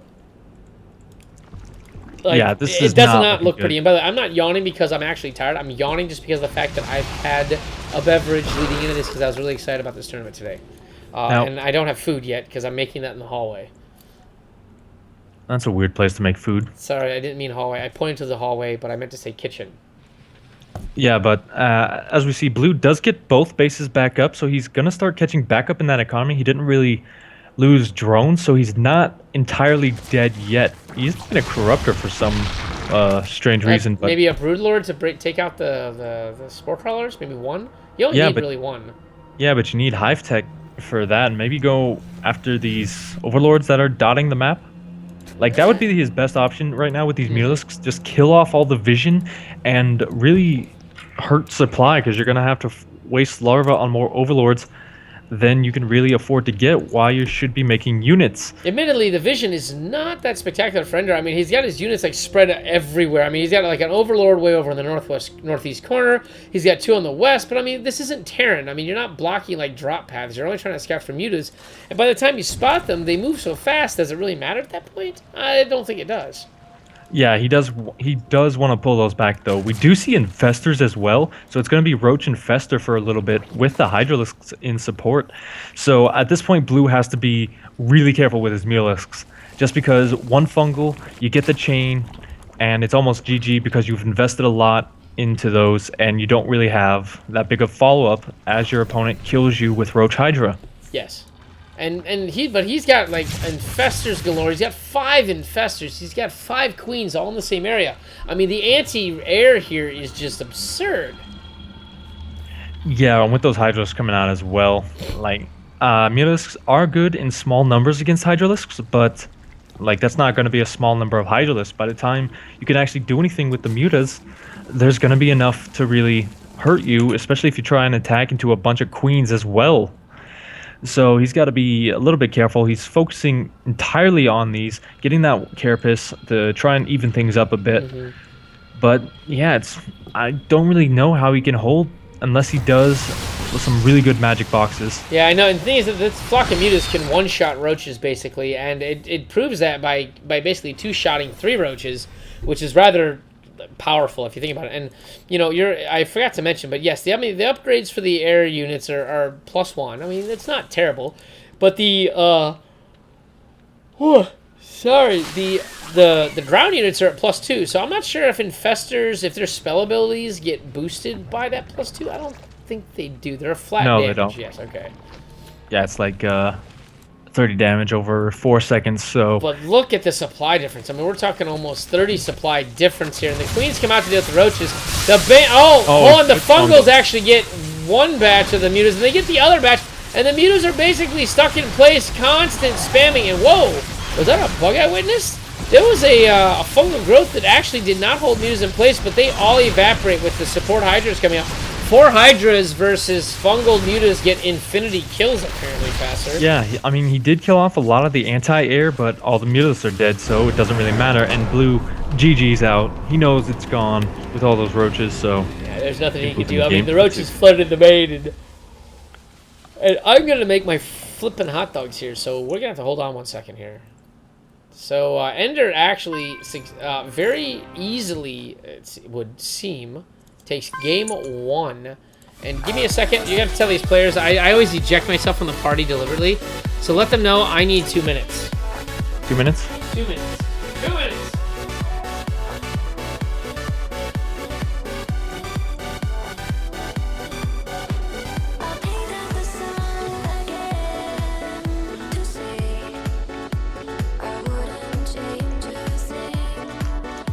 Okay. So yeah, in that game we saw a pretty good ZVZ out of Ender. He basically got the units that he needed to. We're just waiting on the invite now while DJ goes and does his hot dogs. And yeah, this should be good second game here because blue doesn't cheese, but Ender might. Oh, sorry, my headset cut out for some reason. I don't know why. Yeah, I just got the invite if you want to get into the lobby and then... Alright, I can do that. If you guys send me the invite. I still show online, I believe. My hot dogs is finished. I just gotta hop in there for 5 seconds and bring them back. Okay. Okay, I'm suggesting you, so... You should get the invite in a sec.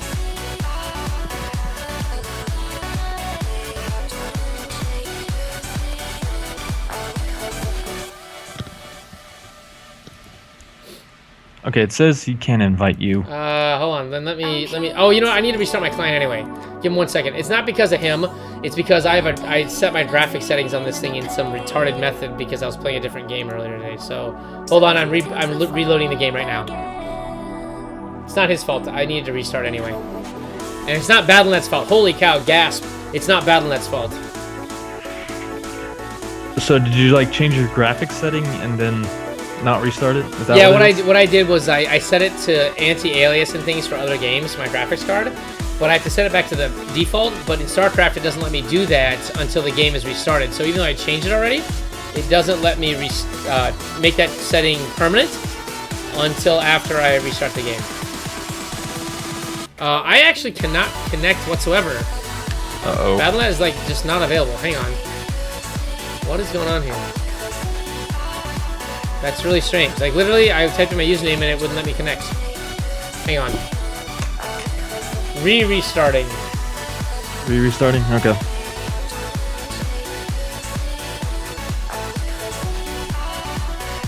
Alright, let's see if this thing let me connect now. There we go. There's the connection button. I know. Weird stuff happens when you're DJ Spectre. Yeah, there you go. Alright, send me the invite. I still need to get my food from the kitchen, but I can assemble it here at my desk. Okay, I put the suggestion back in.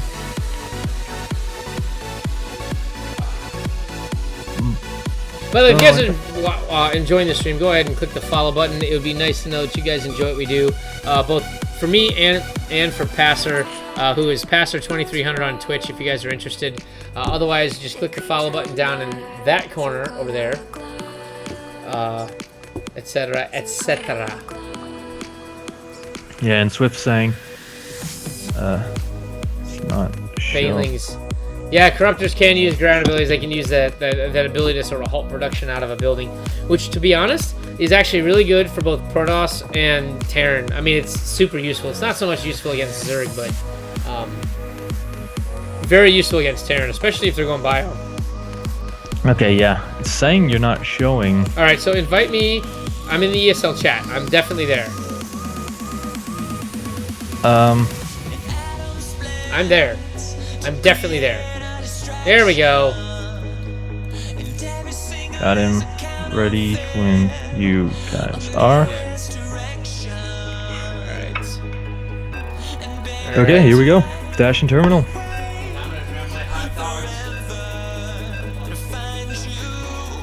Hot dogs sound good right now. It's okay, it's okay. I haven't really had dinner either. Except I have the passion to stay at my desk. Well, you know what? I have a real life, so I have to eat at my desk. Alright, this is this, and we need to turn this off. And why is Battle.net disconnecting me now? Anyway, whatever. I'm still in the game, so that's all that matters. If I lag out, just kick me. I guess we'll have to deal with that later. Anyway, so in the upper, I guess it's the 12 o'clock position. It's our red Zerg. It's Ender. And he may be down, but he's not out. It is our other Zerg, Blue.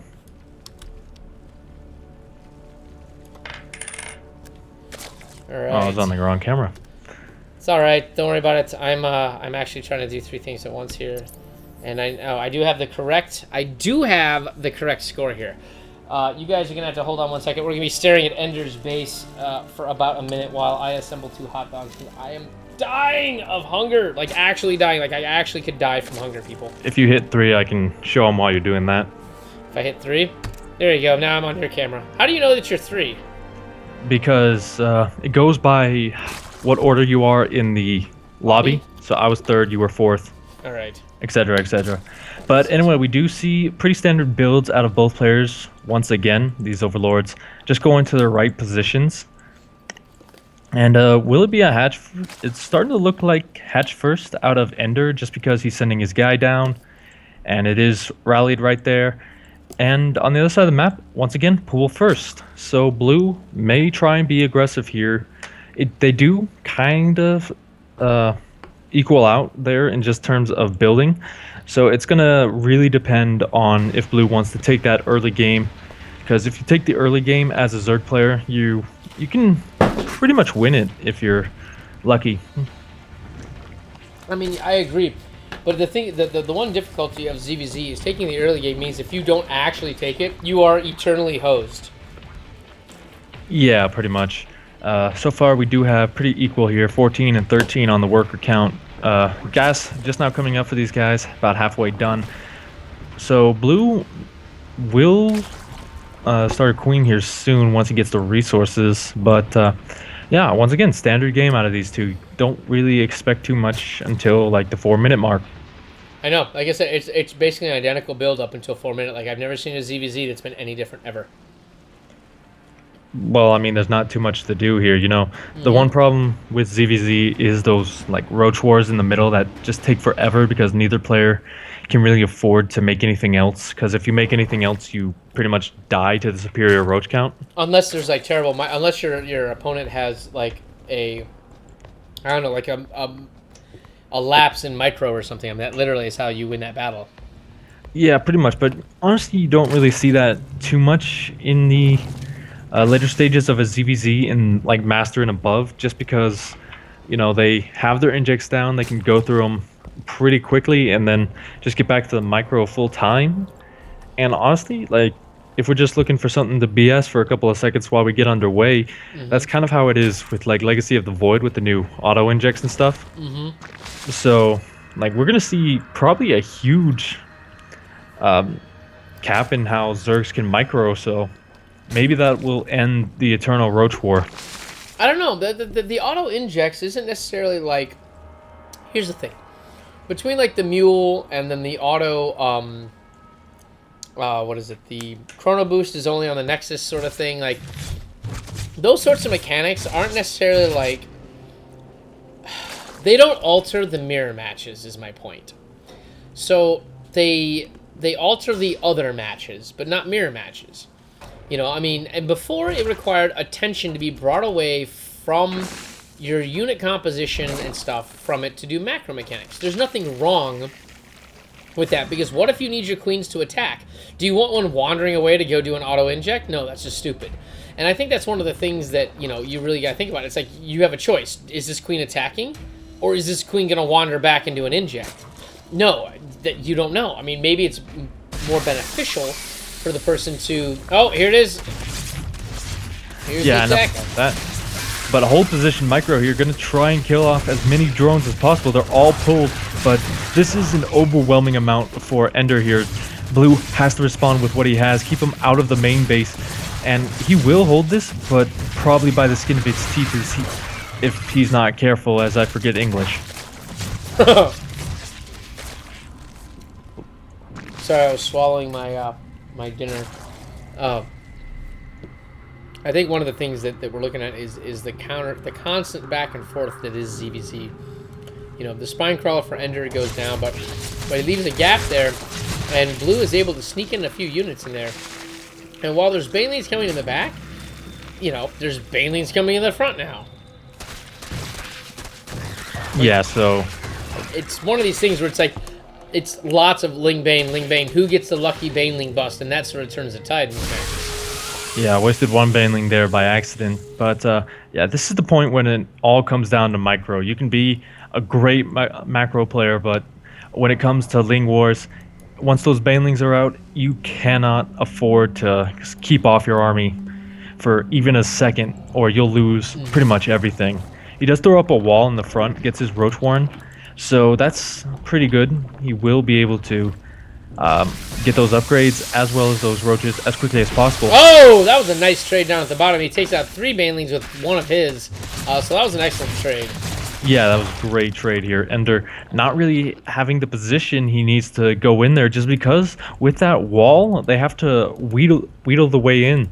So, again, can't really get in there. No, and these 2 drones by Blue are deciding that we're going to pick up a third, which is evenly timed with Ender over here. So, again, Roach Warren goes down. You're looking at... well, actually, the Roach Warren's actually going to come down a lot sooner. There it is for Blue. So Blue could push back and take this if his roaches actually do top out in time. He does have 5 roaches on the make versus the none for Ender.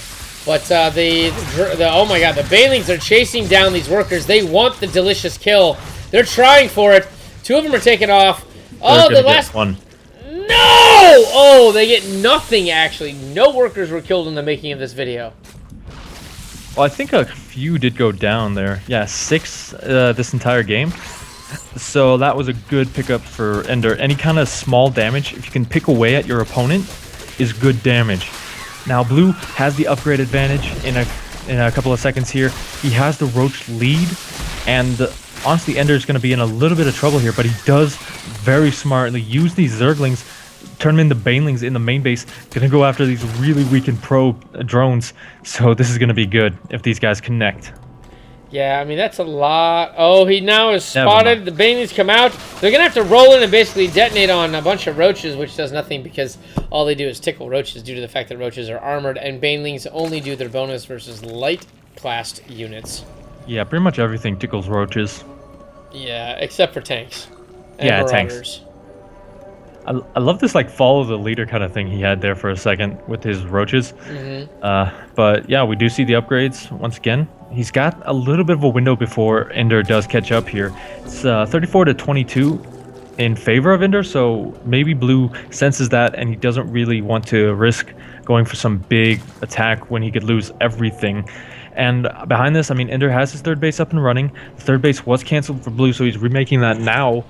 So it's really hard to tell who's coming out ahead here, but it's clear to see that Ender is starting to pull ahead.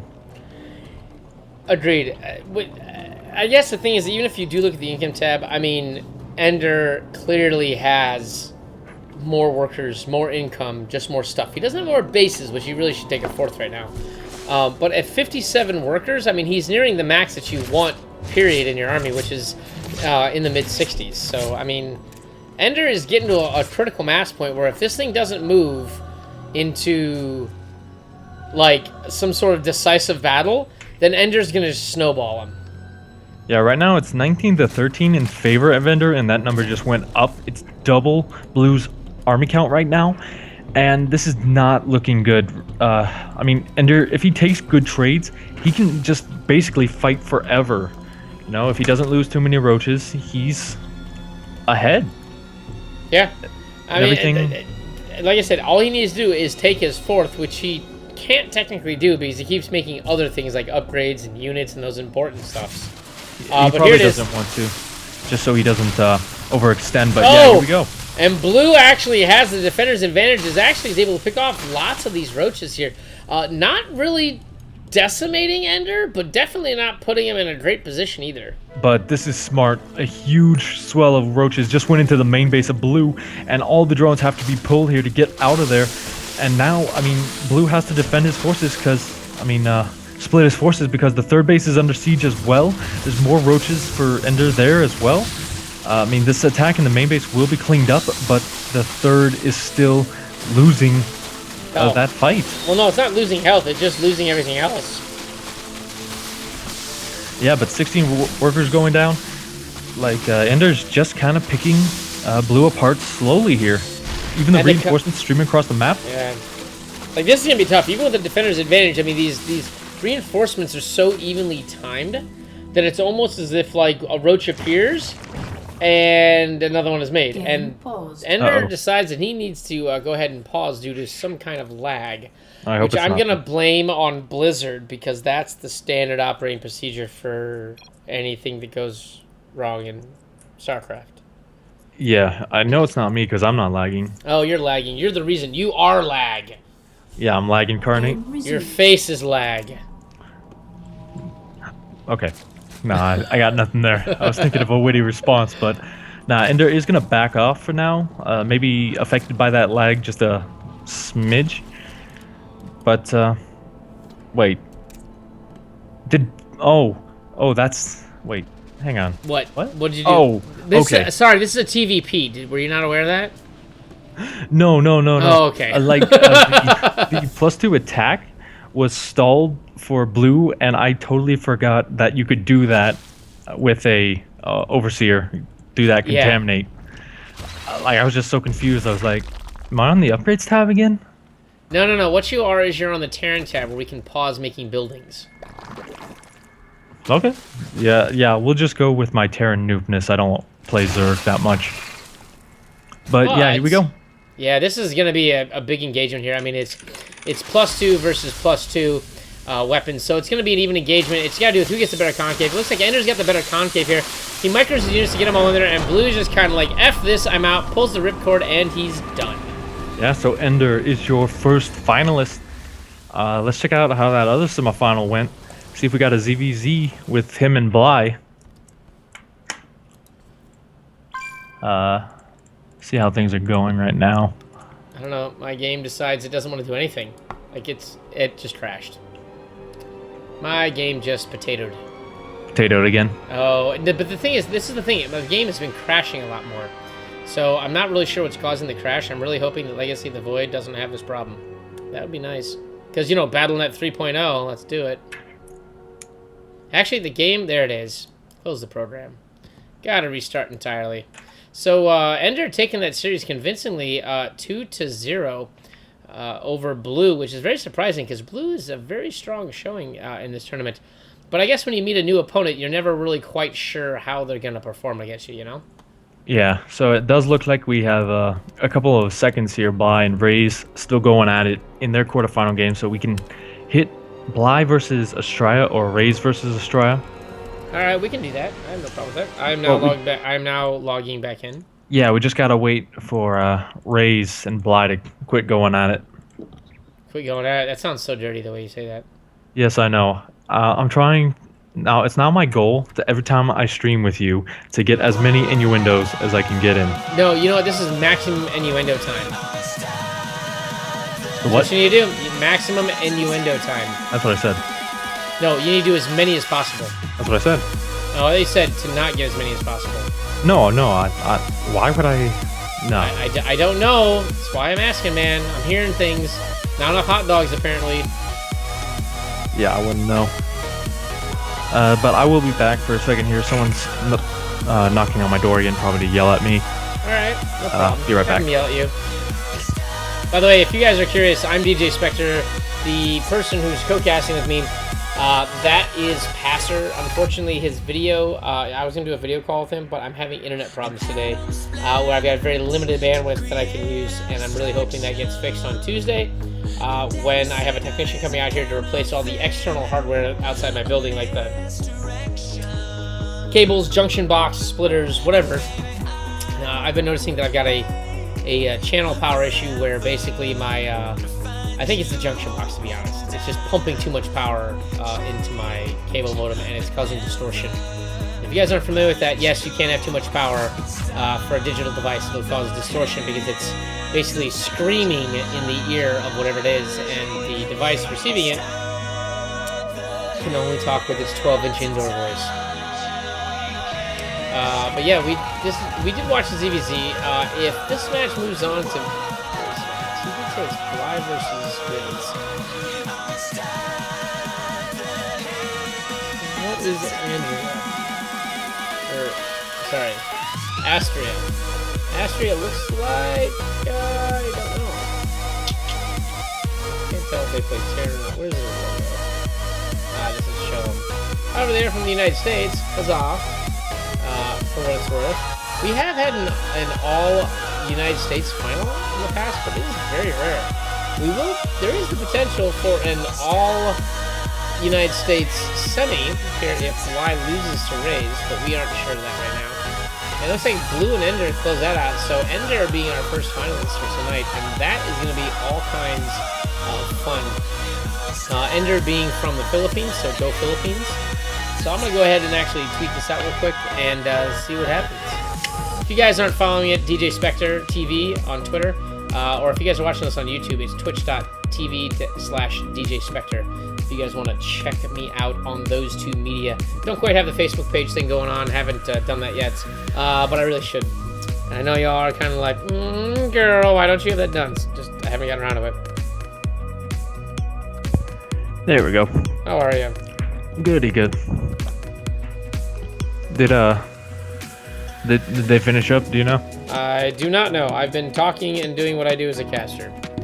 So I haven't talked to them yet. I'm not even in the ESL chat, and I probably should. There we go. Now I'm back in there. Raze looks like he's in the chat, but I don't see Bly. Oh, no, Ace or Bly. So maybe they are. I'll yeah, in-game busy. Oh, there it is. I see the busy icon. The Bizeze icon. Yeah, I don't see Estrella. So we may have to... Estrella may be a different name. Let me check here. While you check, I'm gonna clean up my mess that I made for my hot dog adventure here. No, it is Australia in the chat, but he's not in the chat. Okay. Let me see if the Brazilians are doing that one.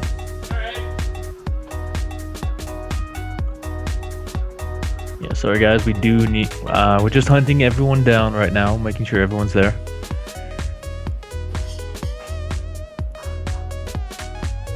Oh, they're killing it, holy cow.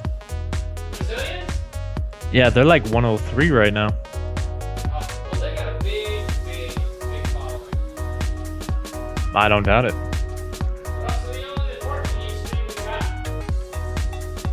Yeah, I mean, they're good. If you guys speak Portuguese, you can check them out at Rocklets TV. That's ROCKLETZ TV. That's here on Twitch. They're just kind of talking right now. So I'm guessing something's going on here.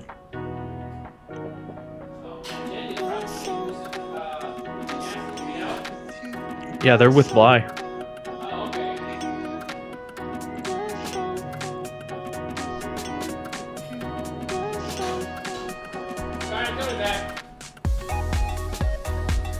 By the way, this new mic I've got, Passer, is just dope.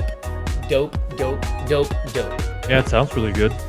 I got it for $60 at Micro Center, which is a chain that's very small, but they got places all over the country, but only in like weird offbeat cities. Like they got 2 here in Chicago, but then there's like 1 in Cincinnati randomly. Like okay. Yep. Okay, so do you want the bad news? The bad news is Bly and Australia are playing. Bly's up 1 game. So we're gonna have to wait for the finals. So the latter. Yeah, the brackets aren't working, or someone forgot to upload the replays. No, there it is. Bly is playing, but it looks like they're in game 2. Yeah. Okay. And Sinistro is here in Rocklets. He's a traitor. He should be here with us. I know. What is the deal? Those traitors. No, it's okay. He's adminning probably that tournament, so that's not a huge deal. But well, yeah, he is admin, but like he's talking to them in chat. God, it's okay. We will have the finals here, guys. It'll be a duo stream. It's gonna be a big fun time between us and the Portuguese stream, which I don't know if they speak English or not. I know Sinistro does. He speaks both, but still. I think Sephiroth does. I always have to name him Sephirothi because he's got an extra E on the end of his name. Yeah, that's probably what his name is, but I'm way too lazy to get an extra syllable. Sephirothi? Yeah, and I'm gonna make you say it Sephirothi. Sephirothi. Sephirothi. Oh, and you know what the funny thing is? What? Ly's doing the exact same thing he's done to every Protoss we've seen tonight. Which is super fast Zerglings. No, he's proxying a hatch at the third base. There's nothing wrong with that. Yeah, nothing wrong with it at all, but it's still funny as heck. I know, but you know, it's easy to do. I mean, why not? Yeah, I mean, we haven't seen a Protoss yet who can figure it out, but this one looks like he's starting to. I'm kind of just commentating from outside the game. But yeah, so this I don't think this game will last very long. So we may have our series pretty quickly here. I hope so, because I'd like to get in and finish this tournament up because it's almost time, buddy. This one actually went really fast. It's only 7:30. That's only because you and I are good at what we do. True that. Sorry, I'm coming back with soup now, guys. Next thing you'll see is I'll have a bowl of Captain Crunch. Yeah, that's good. I got a bowl of rice coming. Yeah, I didn't have time to eat before the stream, so unfortunately I'm consuming while I'm casting. And we're listening to Monster Cat's Aspire album mix, so we'll see how that is.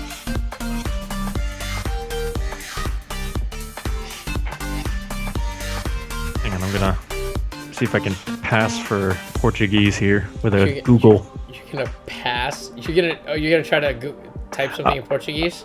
No, I'm going to use Google Translate and see if anyone can figure it out. That I'm not. You know what you should do is you should just type in random letters and add French vowels to it, and you'll be fine. Dude, I should I have my keyboard set up so that I can write in Japanese. Maybe I should try that. I think that would confuse people because they'd be like, "I don't speak Korean." You're like, "Neither do I." Hang on, let me see this. Portuguese. Oh, that's really hot. That soup is scorching. By the way, if you guys are watching, we're actually waiting for the other semifinal to finish. So once that other semifinal finishes, then we will be able to cast the final match. We are waiting. It looks like it's a battle between Bly and Estrella. The American versus, and I always forget where Bly is from. Bly is from the Ukraine. So there we go. So it is literally like a battle of the 80s. It's the USSR, former USSR, versus the USA. It's like 1970s hockey or something, I don't know, strange. But anyway, they'll be facing the Filipino Zerg player named Ender. Yeah, Ender. You guys saw him. Not much else to say. If Bly wins, we're going to have a good series on our hands because it seems like Bly has put on the cheese. Well, the cheese face tonight. Yeah, but you know what? That's what you gotta do in some of the early rounds of this tournament. Just like kill it till you get to the finals and the money round, you know? Yeah, because if you guys don't know, it's $50 if you win this, and it's pretty much a winner's take all at this point. Seeing it Bly streaming now. All right, so you like the cinematic. What was it about the cinematic that you liked the most that was released today? I just liked how, unlike the other one. No, never mind. I can't say. Hold on. Before we say anything else, if you're listening to this, we're going to talk about the trailer for Legacy of the Void that was released today. That was actually just the opening cinematic from the game. So if you haven't seen it or don't want to know anything about it, plug your ears. Yeah, but basically, like, I just liked how intense it was. This was really the first time we've seen Protoss units in the full glory of a cinematic. You know, we never saw them before, and they just looked so awesome. Like, I've actually never known what a zealot looks like outside the little sprites in there. So just seeing like the Archon morph in, the all that different kind of stuff, just non-stop action. I just love that in that kind of thing. So not much else to say. I just love the intensity.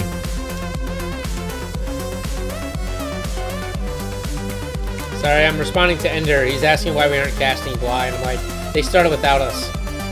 Yeah, so mean. So if it goes to a game 3, we can get the game 3, but it's game 2 right now. Yeah, let him know that Rocklets is casting it right now. Send him over there so he can get some info. Alright, I'm gonna also send Bly a message.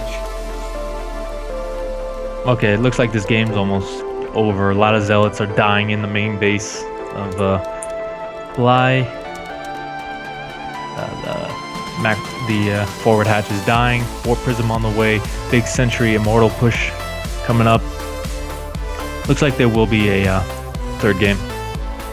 All right, I just messaged Acer Bly right now. Asked him to say we can go ahead and cast that. Okay, he probably won't reply. No, I'm not asking him to. I just said I know you're playing, but let me know when you're ready to be casted for game 3 or the finals. So if I don't let one of the guys know, they won't know to think about it afterwards. Yeah, so Kobo Terran, I see you here in Rocklets. I know you wanted a English cast, so we may get that third game for you. We will do that.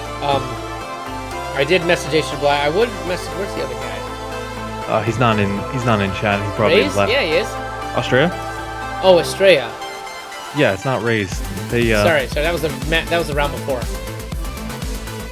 Yeah, pretty much. But did they not upload the replays? Not Still? Sure. Ooh, no. You talking about Bly and? Oh no, that's good. That's good. No, the bracket's current. The bracket's accurate. Yeah. It wasn't for a while, but it is now. Okay, so Bly's attacking across the other side of the map. All his units are gone. And, yeah, I think we're going to get a game 3 here just because this push is pretty scary. Alright, that sounds good.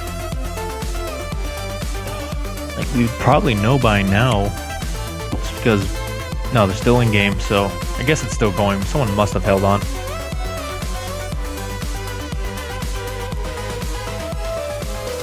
In the meantime, let's see what else. Let's see some of the people that we know that were knocked out. Let me look at this round at 64 from before.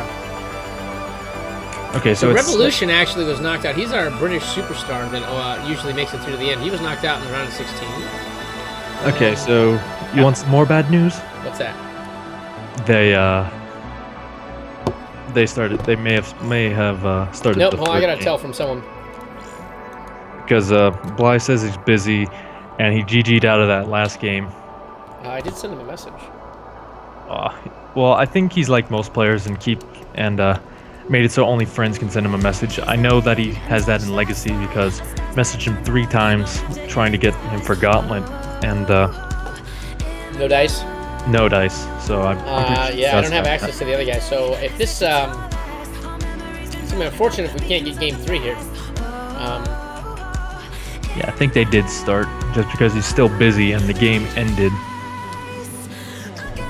Oh, that's unfortunate. But that's what you get for coming down the other. I don't like following the same player through the entire bracket. I don't mind if I meet up with them later on. I just want to follow like someone else, just so a lot of people, get some access to casting and stuff. So yeah, I know what you mean. Like in these small time cups that we do, it always makes sense to just spread the love, get these guys the attention they want, get them some esports fame. But in like the bigger tournaments, that's when you kind of start going towards the better players to get the audiences. But audiences not. Hold on, I don't think Rocklets is streaming. Which one? It says it's offline. I was told. Twitch.tv/RockLetsTV. ROCKLETZ, right? Hang on, I'm going to. I just posted a link in Skype for you. In Skype? That's someplace that's not useful. Oh, Rocklets TV. Hold on. Yeah, and they just lost someone, so they may be in game. I can almost confirm it at this point. They're in game. It's Rocklets TV. I didn't think it was Rocklets. I thought it was just Rocklets. I think they have like multiple ones that they use. That makes sense. Kind of like SCV Rush and that kind of thing. A lot of accounts to sign up for, brah. Yeah, well, Well, hey, when you're successful, you gotta spread the love. That is true, and those three guys definitely do bring it when they bring their cast. They have a lot. They've got really good production values there.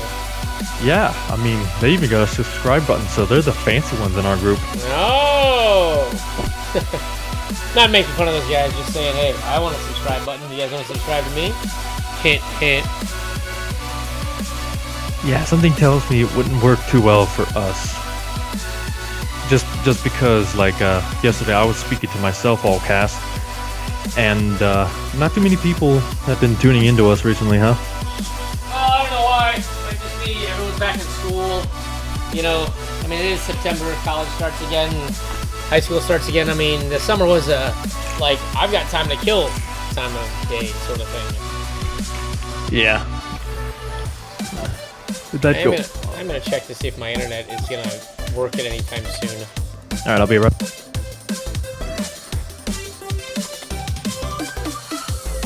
Yeah, guys. So we're just waiting for a match here. The other semifinal has begun without us. They just want to get through it. Guess Bly has decided that his cheese will hold. So we're waiting for that, and then basically the finals, we will be casting the finals. So. Yep, we are the designated English stream for this one. I think we're Mainly also because we're the only ones here. stream for this one.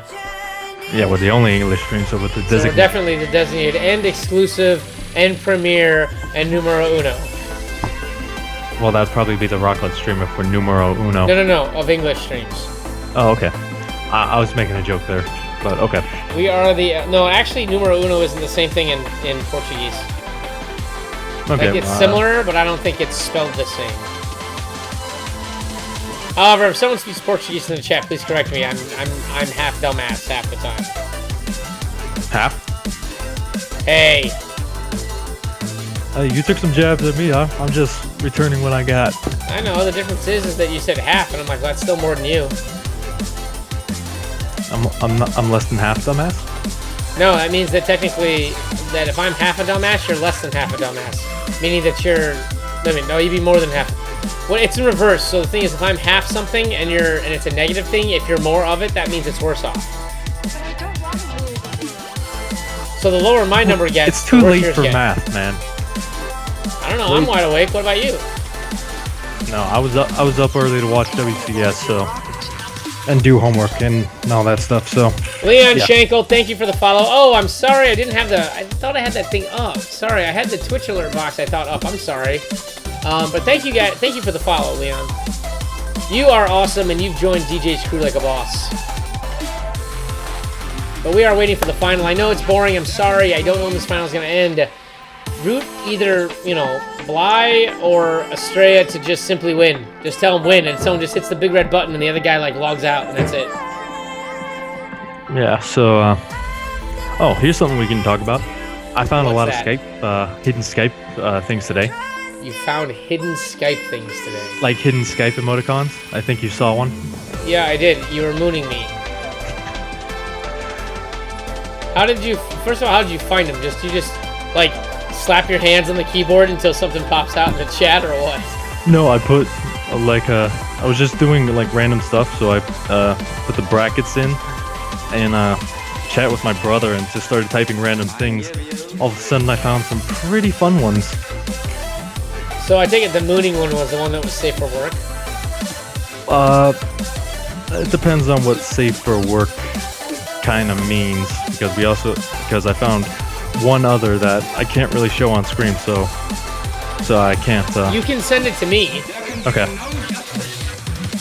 I think you would like this one. Okay, it doesn't work. Ha! That used to work, by the way. It did? Yeah, it did. About 8 revisions ago, because I used to use that to my coworkers at the trading firm I told you I worked at all the time. Okay. So that one doesn't work, so that and the mooning one are the only ones that I found that were really fun. The finger one was awesome. We used to use that all the time. And it was just a big finger that would go back and forth. It was awesome. Yeah. You know what? This is time for ice cream. Sorry, this is turned into Tony's Hi, it's dinner with DJ hour. So I'm gonna go get a Klondike and eat a drumstick and go eat that. Yeah, whatever. Might as well. I've had 2. What else is left? Gummy bears? So what? Gummy bears? Okay. So you're kind of stuck with the co-host today of Eating with DJ. Today he's having a delectable hot dog au fromage with a Klondike or whatever he said. That would be a drumstick. Same thing. Oh, did you know there's this ice cream called the Golden Gay Time in Australia? They also have that just west of where I live. It's called Boys Town. I actually want to try one of those. You don't want to try unless. Oh, by the way, it's called the Golden what? Golden Gay Time. All right. Well, I guess that makes sense. I mean, like, I don't live too far from Boys Town in Chicago, and Boys Town is like a miniature entire San Francisco in like, I don't know, like a 9-block by a 2-block area. Like, there's no way you could possibly be gayer in this city unless, you know, you're in San Francisco. Yeah, pretty much. But I'm talking about the ice cream, though. We are talking about ice cream, guys. We're not making fun of anybody. I'm not making fun of anyone either. I'm just saying that for some reason all the bars there play a lot of Cher, Madonna, and Katy Perry. A lot. Okay, A lot. Yeah.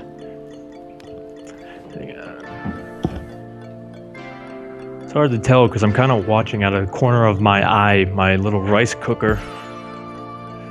The fact that you have a rice cooker that's yours, like specifically, and not like the household's, I think bothers me more than anything. Dude, I'm a rice addict. All right, when I was at home, I went through 3 bags of like 20-pounders this summer. So, yeah, I'm a rice addict. What is wrong with you? Like, who does that? Like, okay, outside of like Asian-centric cultures, like, who does that? Apparently the white guy. Yeah, that's what I'm saying. Like, who does that? Like, you're like an Asian unicorn or something. Invited. All right, well, invite me. Nah, hang on.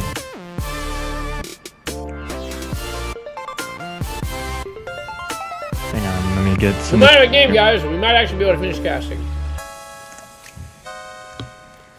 All right, let me just suggest you here. So who made it? I'm gonna guess Bly, but I may be wrong. Ender's in the party. I'm not. Well, when you guys add me, that's fine. I'm gonna log out of the ESL chat to reduce the lag.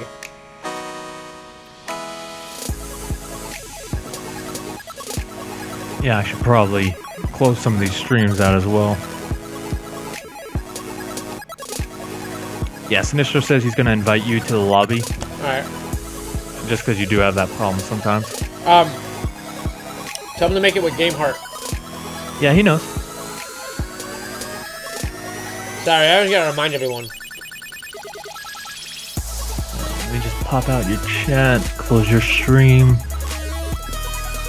Do that, turn off admin permissions. Alright, I got nothing laggy anymore. Yay! I guess I did have a short bit where I dropped 238 frames, but my stream is still online, right? Yeah, it's still online. Alright, good. You know, this is the first time I've ever dropped any frames ever in 7 months of casting. Well, like every time I watch a stream, I always get like horrible buffering. That's because I stream at a high bit rate. That's why. Yeah, that's probably it. What I do is I stream at like something like 3,000 kilobits a second, which is 3 megabytes a second. Which means if your phone can't handle 3 megabytes down in a second, it won't. It was terrible. Well, I use my computer, which is the sad part. Wow. Rice is delicious, Zicklepack. Hey, I know your name. Thank you for showing back up again. Oh, speaking of rice, I'll be right back. Oh my god. I never said anything about rice being delicious versus non-delicious. I enjoy white rice. But that a dude eats 3 20-pound bags of rice in a week, that's crazy sauce, man.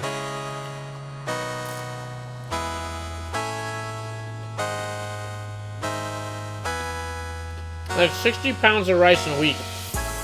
Like, I don't know how you do that. I mean, you only eat 15 meals in a 5-day period, right? And I don't know, that's a lot of, that's like 3 pounds of rice per meal.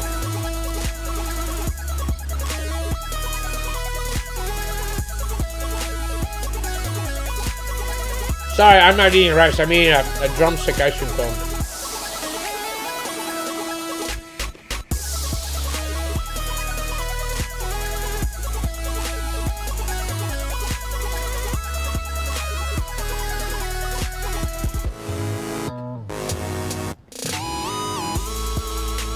And I unfortunately can't talk while I'm chewing and swallowing, so that's a little unfortunate.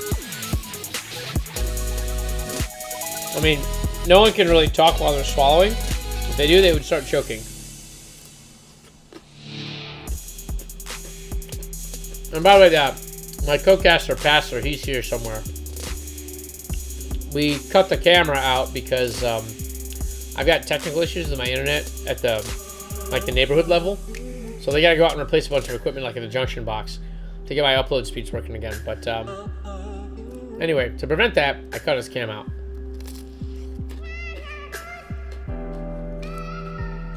I also lowered the quality, so I'm sorry about the quality. Oh, it's such a chill song. This is Monster Cat, by the way, guys. Check out their stream on Twitch.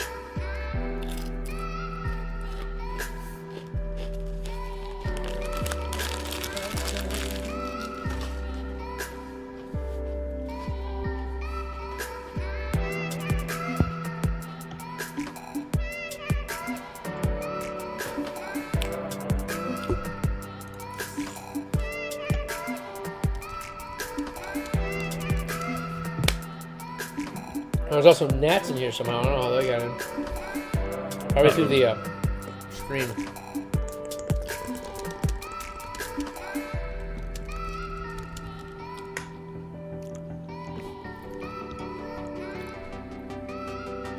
Sorry, guys. Welcome back to Eating with DJ with his co-host, the other guy. Hi, I'm DJ Spectre, and I don't eat nearly as much rice as Pastor does. Hey, you can do a lot of pounds. things with rice. Oh, you can do a lot of things with Mike too. It looks like a Dexatrim pill or like some phallic symbol. But you can be like, this is Barry White. Can't get enough of your love, baby. Or something along those lines. And welcome to NPR News. NPR News. Like in other news, Donald Trump made an ass of himself yet again today.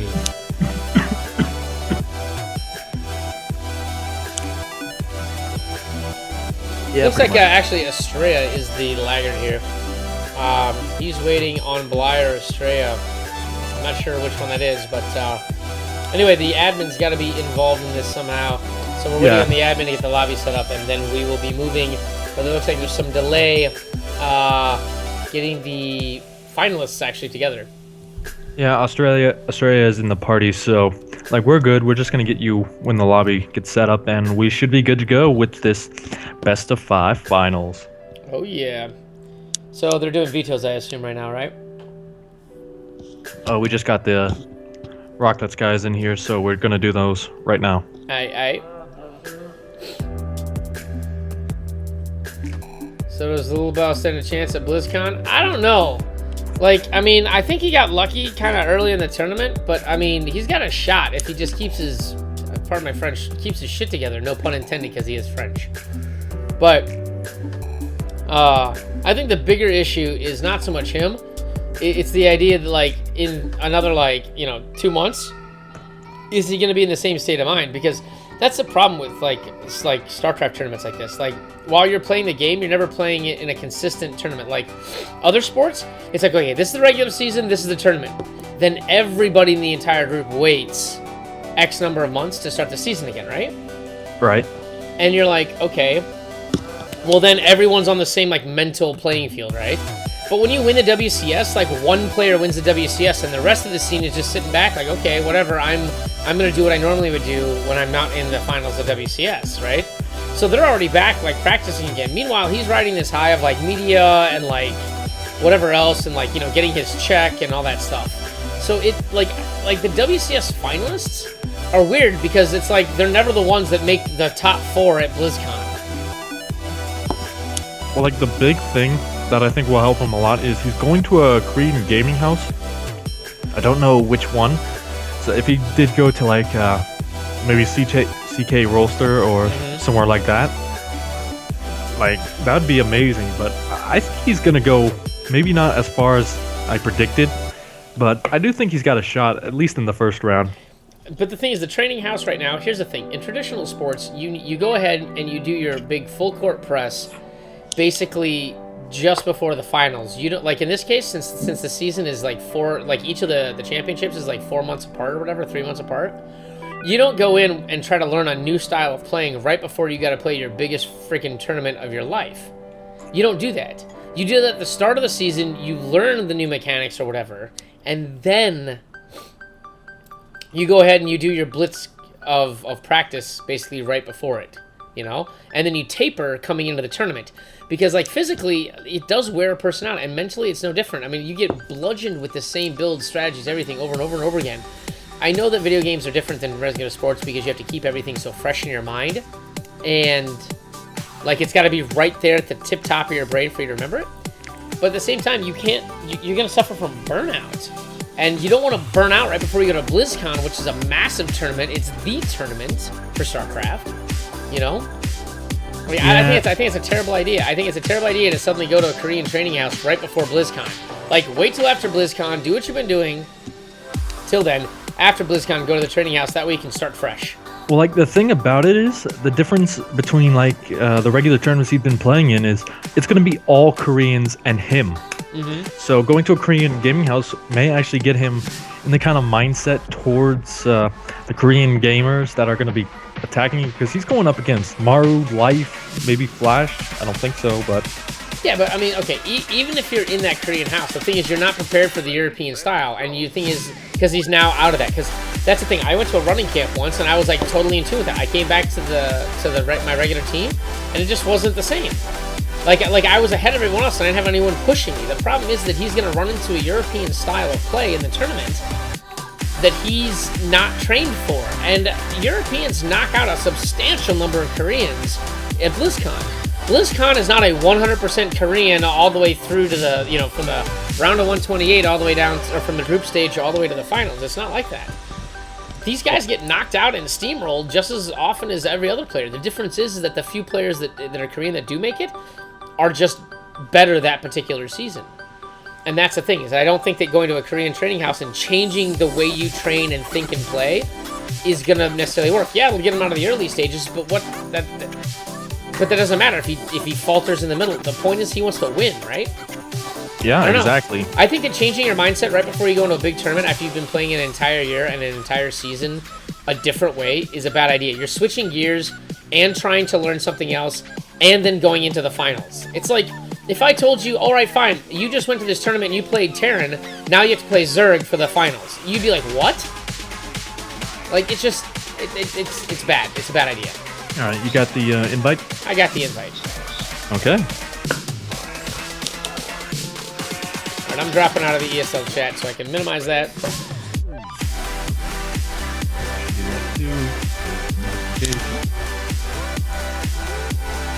Okay, so we have 2 refs in here. I'm kind of the backup admin for this, so if everything hits the fan, everyone's going to be making fun with me, but what happened to Sam Ganji? He's still there. No, like, on here, he's still got, like, a downloading thing. He's not on mine. This is Battle.net. This is why Battle.net sucks. Like, I don't know what the heck is wrong with you. You get too many people in a lobby, and all of a sudden everything goes, like, sideways. Yeah, I totally understand. I think they're just kind of taking the focus away from HOTS now that their stuff is done. Yeah, but Battle.net covers more than just simply StarCraft. That's the problem. It covers, like, matchmaking for Hearthstone and for... Maybe that's the issue. Maybe there's just too much going through the Battle.net servers because you got Hearthstone and World of Warcraft and the other crappy MOBA game that Blizzard makes. Well, recently, like, I've been trying to get into Battle.net, and I've been put in a queue to get in, so that may... Like, just with all these tournaments going on, it may just be in an overhaul, or not overhaul, but too many people trying to get in at the same time. That's possible. I mean, they just released a new expansion of World of Warcraft not long ago. I mean, Heroes of the Storm has got some new add-ins. Hearthstone's popularity is growing, and StarCraft now has got, like you said, Legacy. By the way, I only have halfway full status bars for everyone here. What about you? Same. Okay, making sure I didn't crash out. By the way, welcome to the stream, Jello King. That's what I think how you pronounce your name is. So welcome to the stream. If Little Bao encounters PvP, he's screwed. Will be awesome to see no matter what, though. Little Bao will be lucky if he keeps getting Zerg. Okay. Yeah, that's kind of the thing too. It all comes down to the matchup. He said it himself. He's not comfortable in PvP. So, like if he gets parting, he's screwed. If he gets life, maybe there's a chance. So it's just gonna come down to that kind of stuff. And I'm gonna guess somebody from the other stream, kaput or something. Yeah, it's possible. I mean, maybe it's even me. I don't know. I've had my game like puke on me like right in the middle of this. So if that happens, I'm gonna be very disappointed. I did close everything I could, with the exception of my own chat that I do have to keep open. I really should probably just use my phone for that while this internet is so inefficient at the moment. But there's just a lot going on, so... Yeah, and actually maybe Sinistro as well. He was a bit worried about lagging out. Well, the thing is, when we get these large parties and lobbies, like, Battle.net just seems to cause problems, not just for me, but for everyone. Like, you hear these issues across the board for this. And I'm like, you know what, people? You're going to have a launch of Legacy of the Void in 8 weeks. Less than 8 weeks. It's 7 weeks. I'm like, what are you going to do about this?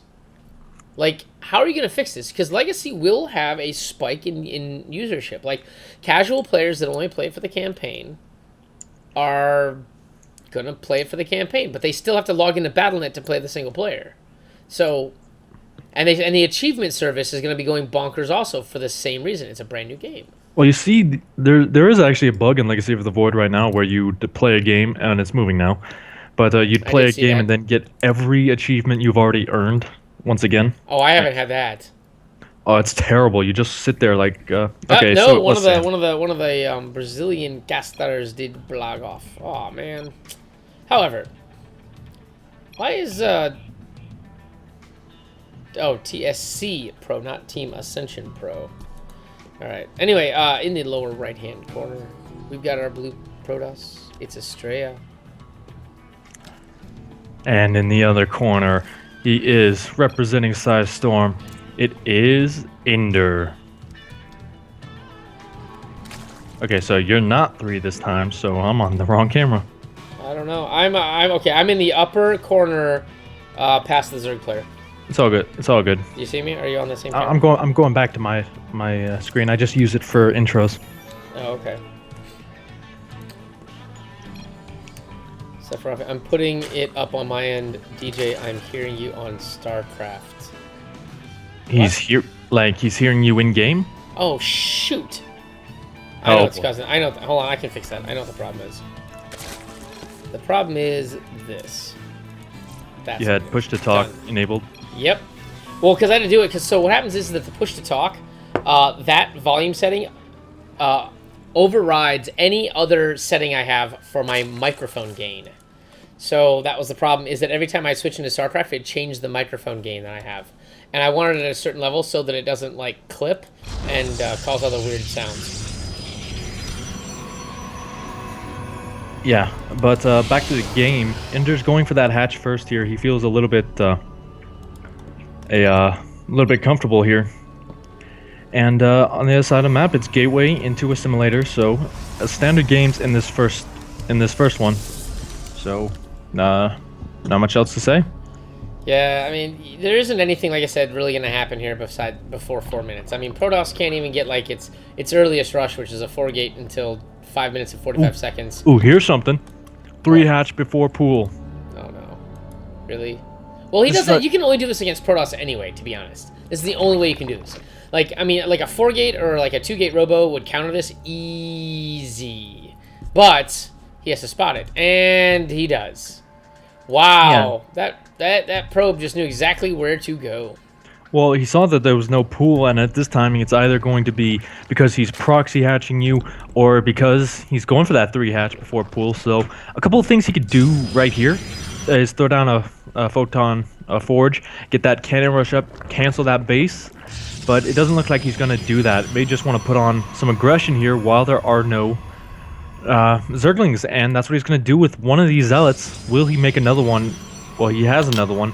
But will he make more and really commit to aggression here is the big question. I think the rush distance here is just way too far for it to matter.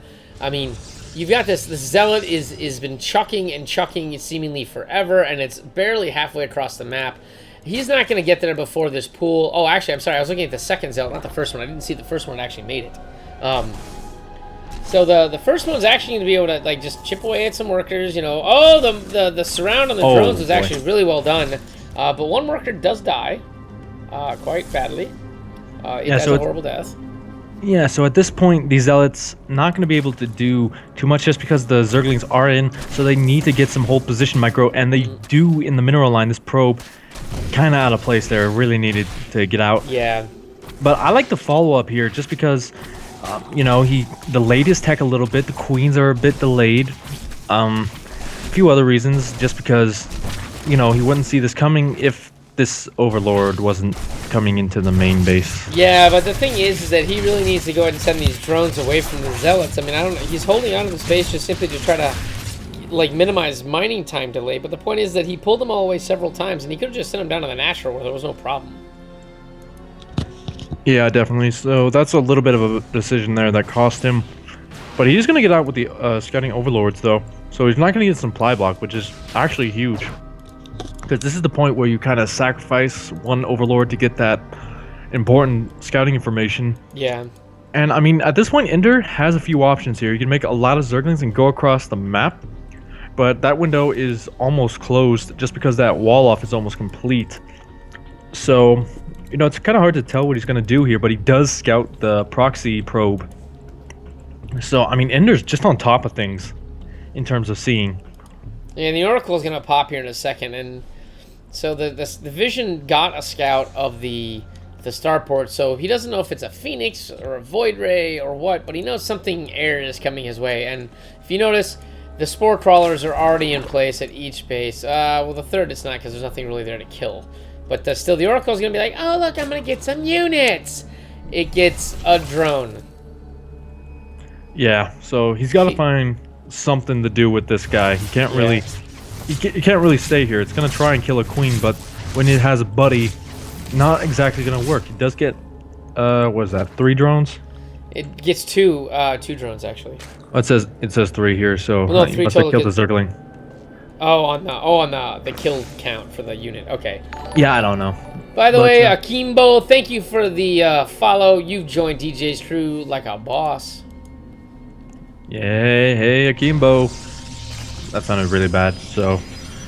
But yeah, I mean, the pylons have gone down, so Estrella trying to use this Oracle, just kind of bait out some static D, I guess, and going for the 4 gate behind it. That is 4 gates. 3 gates, rather. It's the other 4 gate. It's one less than 4 gate. Yeah. Math. Yeah, you don't do that apparently. Oh, and the Zergling's gonna surround on the Stalker and the Zealot. Okay, this is gonna be very bad. Yeah, he kills off the Stalker. And the Oracle. And the Zealots.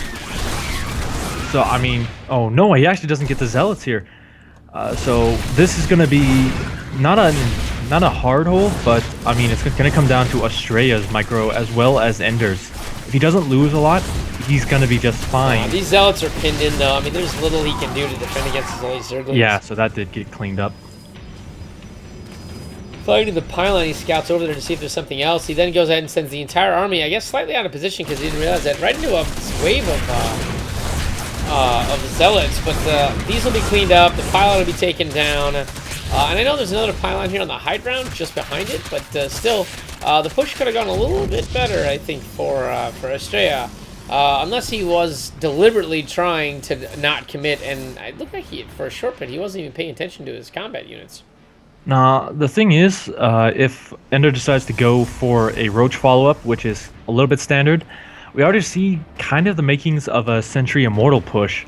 So, I mean, one big thing that Ender can do from here is throw down a faster layer, get his Hydralisk Den, and that would kind of negate it. But he does go for the Roaches, and with Immortals and Sentries, That's a bad combination, but he doesn't know about the Immortals and Sentries until just now. yeah, so he's not in a bad position. He's by no means dead, but he does start the layer here, probably realizing he'll need Hydralisks. He has 3 gases, so he can support it as well. It finds the pylon as well, but he really can't do enough with this amount of Zerglings. I mean, he can get 1 Zergling in him, but that's about it. But thank you, King Richard Chen, for the follow. Awesome. You've joined DJ's crew like a boss. Thank you very much. I appreciate it. You know, come check out our future streams. I should be casting again on Wednesday for the ESL Skill Cup, and then again on Thursday for my own private stream known as Thirsty Thursday, where basically I get drunk wrecked and try to play video games as proficiently as I am when I'm sober. So come watch the hilarity and stupidity. I take suggestions from the viewers and so on. And this is a giant amount of sentries. I mean, that is a lot of sentries. Holy cow. That is 9 sentries. Yeah, this is not looking good for Ender here. He has a lot of units out on the map, but it's all going to depend on his concave here. If he's not in the right position here and gets force fielded out, it's not going to matter how many roaches he has. So this is going to be a really hard hold. Yeah, and the Warp Prism bringing in additional Stalkers, I think this just became nigh impossible. We've seen crazier though. But, that is true, but this is a very, very difficult position that Ender is in right now. Despite the fact that he's got his equal economy, his army's out of place. I mean, he's got roaches here, he's got roaches here, he's got Zerglings. You know, it's like Old MacDonald had a farm except for Zerg style. Yeah, I actually love what he did with those Zerglings, killing off the reinforcing pylon, but then I just saw the Warp Prism and it's like, oh well. Yeah, exactly. Yeah, but here we go. He's going to sack the 3rd base. That's his first good move here to try and defend this. Going to go back to his natural, try and defend from there.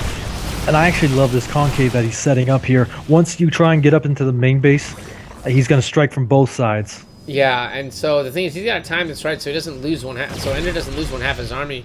3 spines go down. He pulls everything. Holy cow! Drones and the whole shebang. Roaches come up from the rear, but there's just too many force fields. They're kind of filtering everything out. And the amount of sentries and guardian shields going down is just making this impossible. Yeah, that one side, if that one side of roaches could get on top of this, maybe he holds it a little bit better. But I mean, this is starting to spiral out of control. It's turning into Hydra versus Lilbo here, pretty much.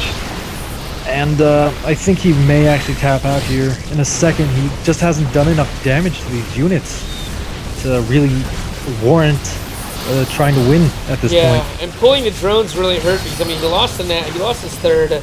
He really doesn't have the ability to sort of attack into this, and he's got workers sort of like milling about the force fields, and he's kind of like, whatever. Yeah, GG. We gotta head into game number 2. That is true. So let me log out. I think this is the parting choo-choo train. By the way, Lucivero, welcome to the stream. Glad to see it. Thank you. I see your name in the chat, and here I go. I lose my connection, then it rejoins the connection, and I should show back up again shortly. Yes. There we go. I'll need to be re-added, by the way. Hello, yeah, to the DJ, game. Lucivero, sorry. You have a V, not an F. It's kind of pronounced the same way in some places, so... I guess if you say it really fast, it kind of sounds that way. You're right. Yeah, we're just waiting on Sinistru to make game number 2 right now. He may be talking with the... Okay, we're going to redo the party. Love Battle.net. Yeah, the party bugged out. The whole party did? Yep. Oh, then I'm not alone. Thank you. I am not potato in this group. Yeah, it is Battle.net tonight. I'm guessing like so many people are playing because of WCS, so that may be lagging the servers out, causing our problems.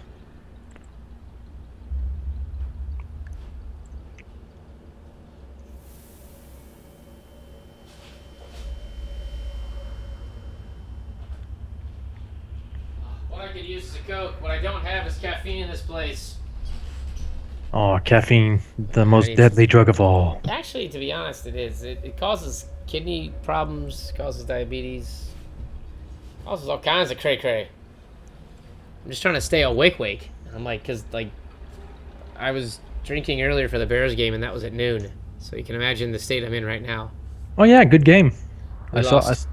Yeah, I know. Good game. I like Packers. Well, you can eat someone's Johnson for all I care. But the Bears weren't expected to do anything this season anyway, so the fact that we scored, I'm happy about. If it makes you feel any better, my team was losing last time I checked in. What team is that? Chargers. Ooh, I can't believe San Diego still can afford any kind of professional teams. Isn't that their only team though? No, they have the Padres. They used to have the Rockets, but they're in Houston now. Yeah, that's right. The San Diego Rockets. Yeah. How long ago was that? Oh, never mind. Chargers won. I'm happy now. I was gonna say, like, the San Diego Rockets. I hate to say it, but the Rockets It have been in used to be Houston a basketball. Yeah, It still is a basketball team. What I'm saying though is that it's been in Houston for as long as literally I can remember, and you know why it's called the Rockets, right? Because of the Kennedy Space Center. Yeah, they changed their name to the Rockets, but I can't remember what they were before. Well, that must have been a very, very long time ago, because they've been the Rockets for as long as I've lived. And guys, take all my sports trivia with a grain of salt, because I'm very bad at my sports trivia. I only know that because I know I'm older than you, and they've been the Rockets for as long as I can remember. You're not that much older. But You yeah. don't know how old I am, so you don't know if that's true or not. But I know how old you are. Okay. My cat is chewing on a hard drive that's attached to my computer right now. So if my computer dies, then we'll have the very first ever catastrophe. Oh, I see what you did Yeah, there. how you like that? Yeah, by the way, you actually played best out of 5. Perfect. Yes, it was. By the way, you played best out of 5 in the finals, King and Lucy. No. Let's see here. RO8 and O3, BO3, and BO5. I think you're thinking of like the auto tournaments in Legacy of the Void. These are best of 5s in the final. Yeah. Yeah, I have not actually ever done the auto tournaments because I think they're stupid. And here's why. Because they're basically like a ladder match. And you can't leave them ever. Like, even if you reload your game, you're back in the damn tournament again. Have you tried to leave one of those auto tournaments? You can't leave. Yeah. I left. Well, that must have been some other fix, but like you couldn't for like the longest time. Yeah, I do. I actually don't like them. I do love how they're worth ladder points, though. That is the dumbest aspect of it, because why would a tournament be worth ladder points? Like, that means that because here's the thing, it's a best of 1 in those tournaments. So the whole thing is just a best of 1. Ladder. So it's just all it is a ladder where you know who your next opponent is. That's it. That's the only difference. That's why the automated tournaments are kind of dumb. They need to have a tournament system in the game where you create your own tournaments and it creates the brackets for you, not these automated things. If they allow for manual tournament creation within the game, that makes places like Challenge and all these bracketing systems you see on the internet useless. Well, I mean, ESL, pretty good.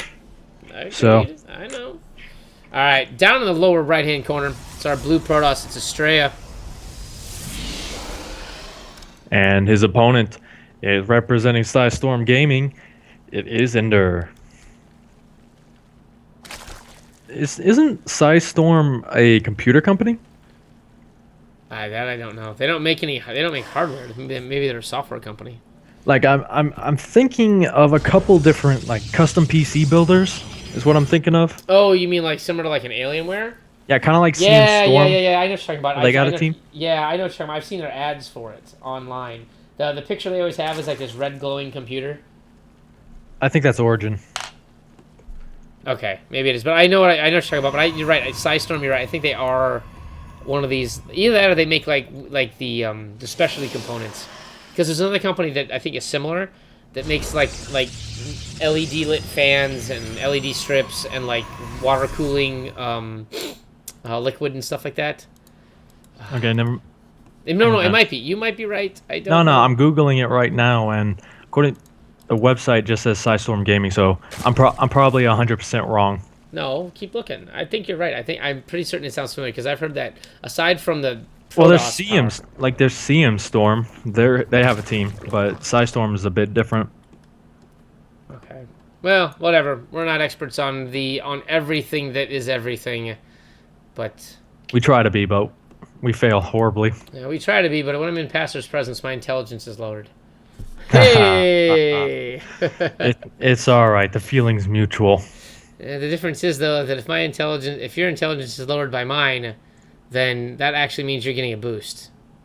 Yeah, pretty much. Sorry, Pastor. You have to tell your family that you won't be graduating from kindergarten this year. It's all right. There's always next year. Maybe 15th time's the charm. It is, you know what? And a lot of people are still in elementary school by the time they turn 25, so it's okay. Yeah, it's okay.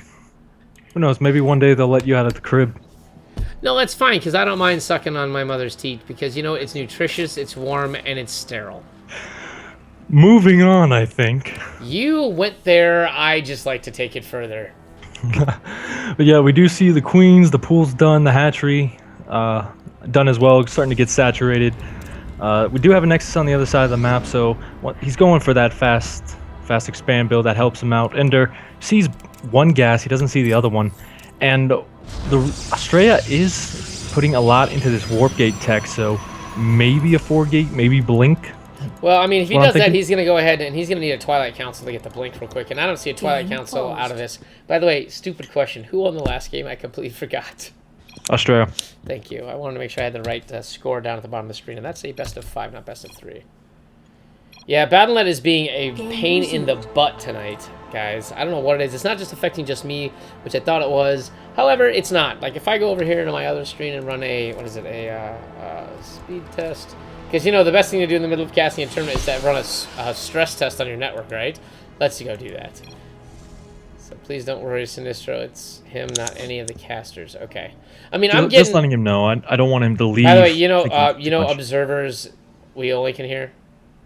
Yeah, only you guys can hear. I didn't want them to hear that. Oh, that's fine. Like that would just make me look like an asshole. Well, have you looked in the mirror, really? Just don't want you to have any surprises. I tried to, but I don't want to turn to stone. Oh yeah, that is true. You know what? How does your mother look at that face? How can your mother look at you? When you do it, why would you do that to your mother? I'm kidding. I'm trying to be like a crazy like Jewish New Jersey mother here. You're trying to go full Chicago on us. It's not really working. No, full Chicago is more of a Hispanic accent, which is kind of crazy. Okay. I get you. You know, you let your mother look at you with that face. That's kind of strange. Yeah. That bears. You know, that's yeah. While he's trying to figure it out, actually gonna go for charge here. That's kind of weird. I think that might have been a misclick. I mean, he's got the mothership core here in a position where he can warp in and then just go up the ramp. So I think maybe charge was a mistake. I don't think he meant to do charge. If he did, this is something new. Well, yeah, C and B are pretty close on the keyboard here. But, yeah, I mean, Ender, all he has to do right now, force that recall and then kill the pylon. So he did pretty well there to kind of cancel the... Oh, never mind. That is... 6 gates. Yeah, which is blink. And he doesn't have blink being made. He doesn't realize it. Well, he probably is going for Zealots. Zealots are pretty good against Zerglings. But they are. I mean, where's the... yeah, actually, you're right. There's no Roach Horn. I thought there was a Roach Horn coming down by now. He's got enough money for it. Well, he has the lair, so he may be going up to Mutatech because he does have 4 gases. Ooh, he actually catches the probe as well. That was a huge pickup right there. Oh, Ling Hydra. He took what he learned in the last game. Is going to apply it to this one. He's worried about an Immortal Sentry push, so he's going to do the strategy that blind counters it without really being blind. Which means he doesn't have the... Well, if you look at the map, he doesn't have any vision in that base. What the heck? Okay, that's something new for me. All right, Ender, you're having huge lag. We get it. Everyone else on Battle.net is having huge lag too. We hate to see it, but I had to move my camera here real quick, guys. Sorry, moving out of position. It's got to be that Filipino internet.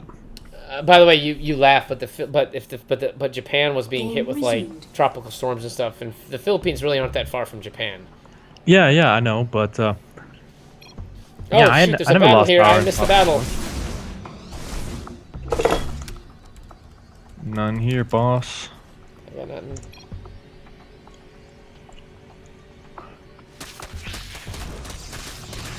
But yeah, back to the game here. We do have Australia going in for this kill here on the third base. Charge has completed here. And the Zergling's trying to get a wraparound. Not going to be able to get it, so he may have to sacrifice. Oh, he does manage to outrun Charge. He saves all those Zerglings against those Zealots. Brilliant run by. Or run away, I should say. Alright, now the thing is, if he did go for roaches like in last game, like, this is smart from Australia. Hydralisk's not that good against Charge Zealots. So he's going to use the drone to try and block it off here, but the Zealots are starting to do massive damage to the Hydralisks. Yeah, and the thing is, he's not going to be able to hold. There's just so many Zealots here. I mean, like, most of them have gone down, but there's still 4 left. 5 left.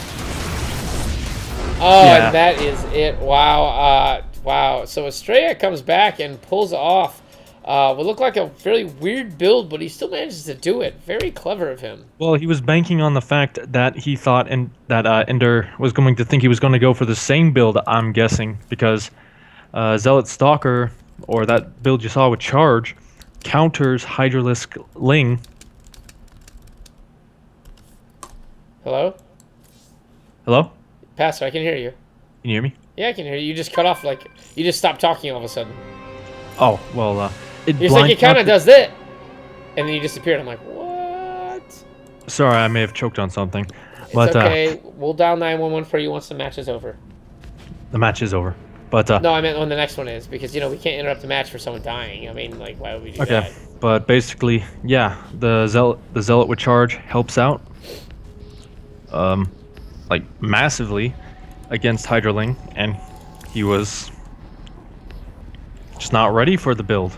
No, and that was the thing. Like, you and I were both thinking, you know, he should go Blink. Why isn't he going Blink? And then as soon as you saw the Hydralisk, I'm like, all right, never mind, it doesn't matter.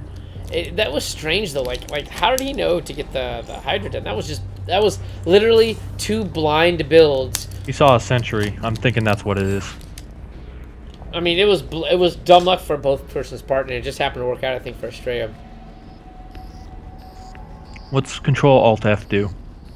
I think it brings up the number of games in the game, but it's a standard. If you hit Control Shift S, it brings up the little thing at the bottom with the number of games. I didn't add it right before Vampy Worm said something. Oh, okay. So this is actually game 3, going into game 3. I forgot to put the overlay in like halfway in.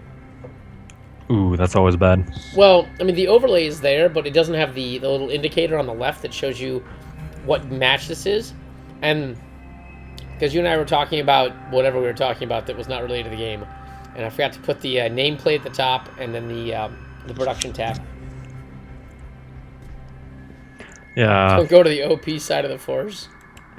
Yeah, he's still Terran for the moment, which is not OP, guys. None of the races are really OP. Yeah, they are. Zerg, they're trying to fix, so all they're doing is giving it power. Zerg's OP in Legacy. All you need to do is just like, they're like, here Zerg, make a lurker, you can wreck everything. 400 army, and 1 lurker wins all. True that. Meanwhile, Terran has got 2 of the most useless units ever. The Cyclone and that stupid Valkyrie remake. Liberator? Yeah, that dumb thing. Well, I mean, those things are pretty good against Mutalisks. Stop talking. They aren't. They're terrible. They're awful. Hey, dude, They shoot like so slowly. Dude, I'm in Bronze League down there. I got 2 Liberators and killed a flock of Mutalisks. I've played 1 game in Legacy. I'm not even ranked because it's so stupid. Not the game, just the Liberator and the Cyclone are just 2 of the dumbest units. No one makes Cyclones. Mainly because I can't figure out how the lock-on mechanic works, but whatever. It's an upgrade now, I think. Oh, good. It was stupid to begin with. In the lower right, actually on the right-hand side of the map entirely, on Dash and Terminal, it is Estrella. And by the way, this is a best of 5. And currently Estrella is up 2 games. Unless he lags out. Oh, no way.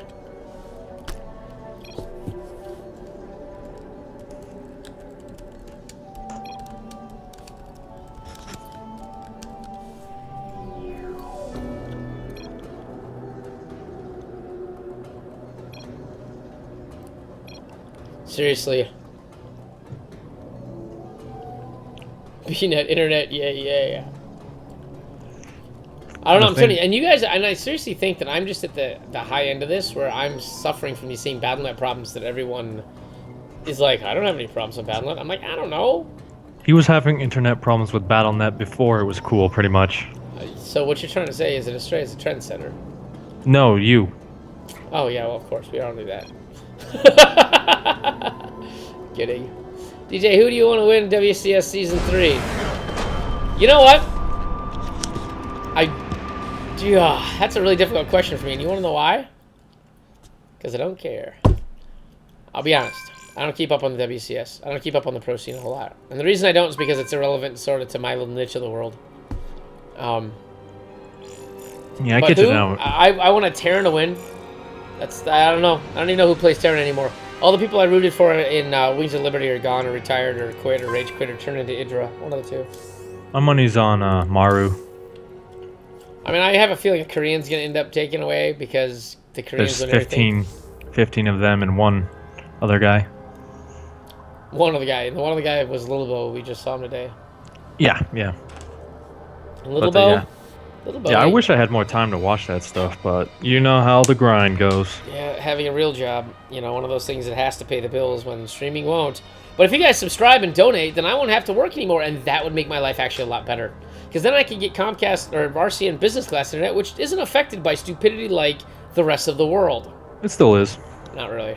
If you're with business class for the most part has got a guaranteed not only bandwidth but latency also.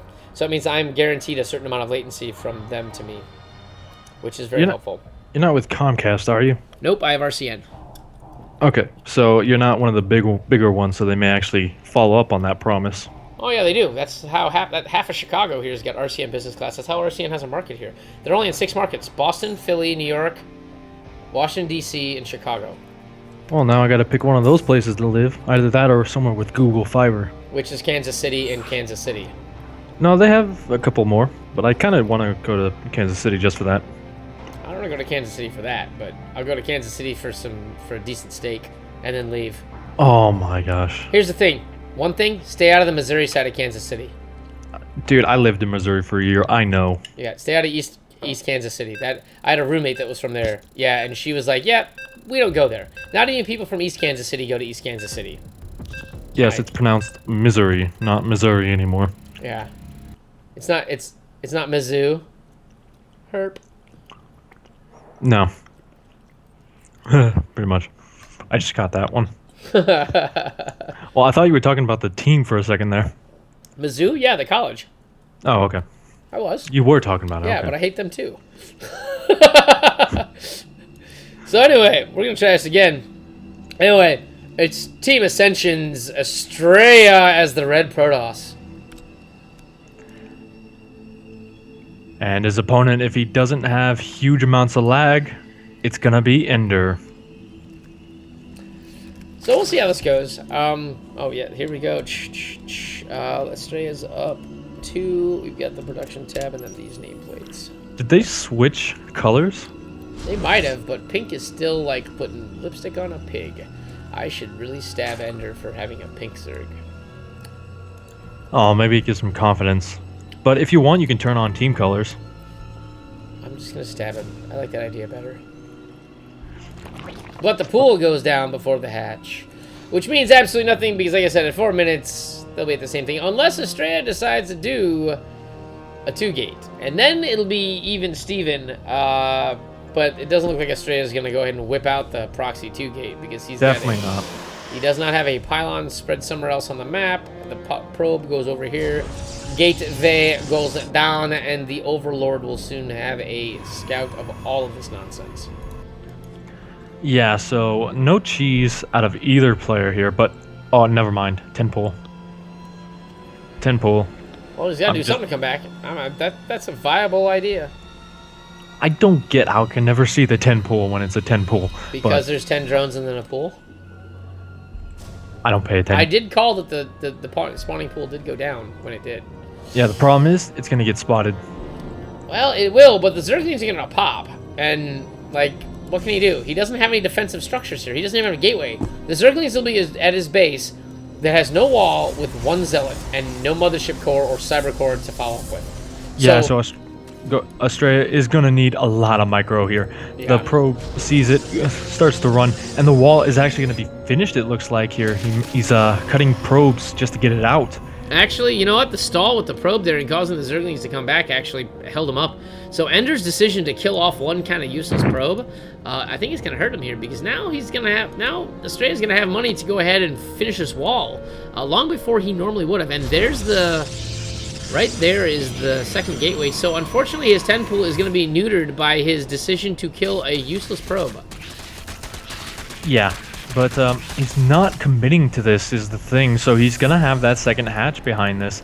He's got the queen as well, so he can get that drone count back up to same levels pretty much. Going for that extractor as well, so he can get speed, get those roaches in the later timing. So he's actually forcing a lot of zealots out from Australia, so that's actually really good here. He made 6 Zerglings, and he's forcing his opponent to have 300 minerals worth of units. Not just that, but he also delayed the expansion, because the expansion normally would come down sometime around this point, right? Because, I mean, you're looking at 2 additional zealots. That's 200 minerals, and he's got, well, he had before he started doing work yet. I mean, he would have been able to basically do this, expand. Now he's not able to. He's got a mothership core. The mothership core is going to head over here and kill these 6 Zerglings. And the zealots are going to take the long march home, or across the map, I should say. Yeah, so, I mean, Australia kind of realized that this isn't all in. So he's going to try and pretty much hope that there isn't really too much on the other side of the map, which there isn't pretty much. Got a couple stalkers on the way, probably to reinforce, but the wall is open. The wall is down. And he gets, and the Zerglings get in there. He's going to be able to take out this pylon. Beautiful. No, but here's the thing. Without the pylon, he's already supply blocked. If he loses the pylon, it's going to be even worse. But he's not going to do it. These Zerglings are probably end up dying. A second pylon does go down by the probe over there. In the meantime, there's the zealots. He loses... No, I guess he doesn't lose one of the zealots, but he's going to get the queen. Ow. Yeah, this is going to be pretty hard here. The mothership core just unchecked here. You got that one queen. If that goes down, the zealots, you're pretty much screwed here in terms of this. But the mothership core starting to get focused down. Zealots backing off for now. So he did force a lot of units out of Ender. So both players just kind of forcing it out, delaying the economy. So good plays out of both sides on that. Yeah, and you know, the natural for Ender is still there. The mothership core is going to try to... I think he's just taking the long route home. I thought it was going to poke into the main there for a second, but guess not. A small swarm of Zerglings is heading across the map. I mean, where is...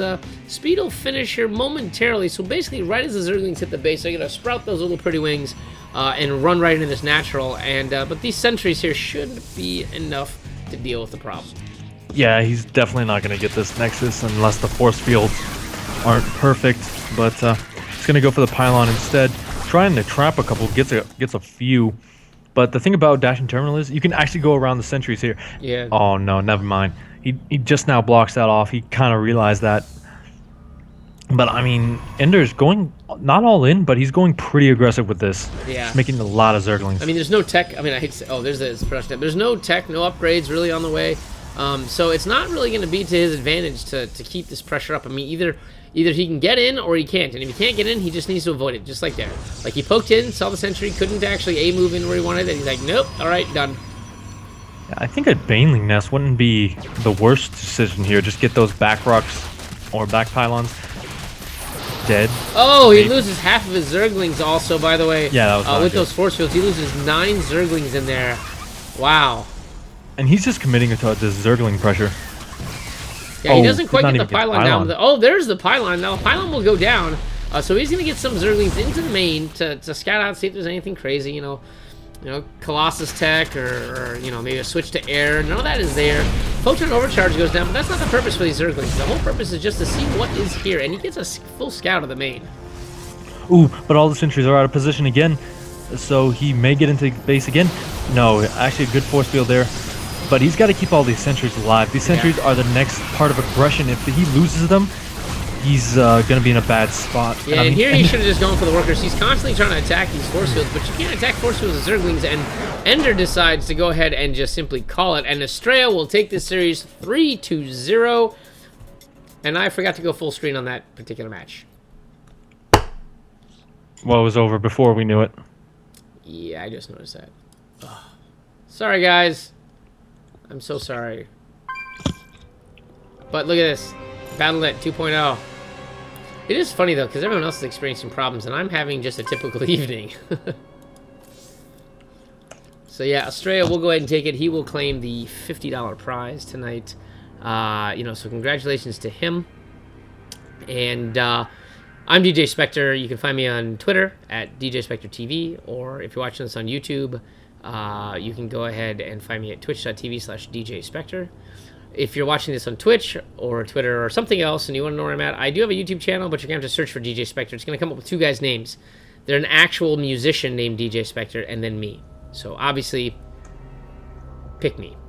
The musician probably has big enough fans.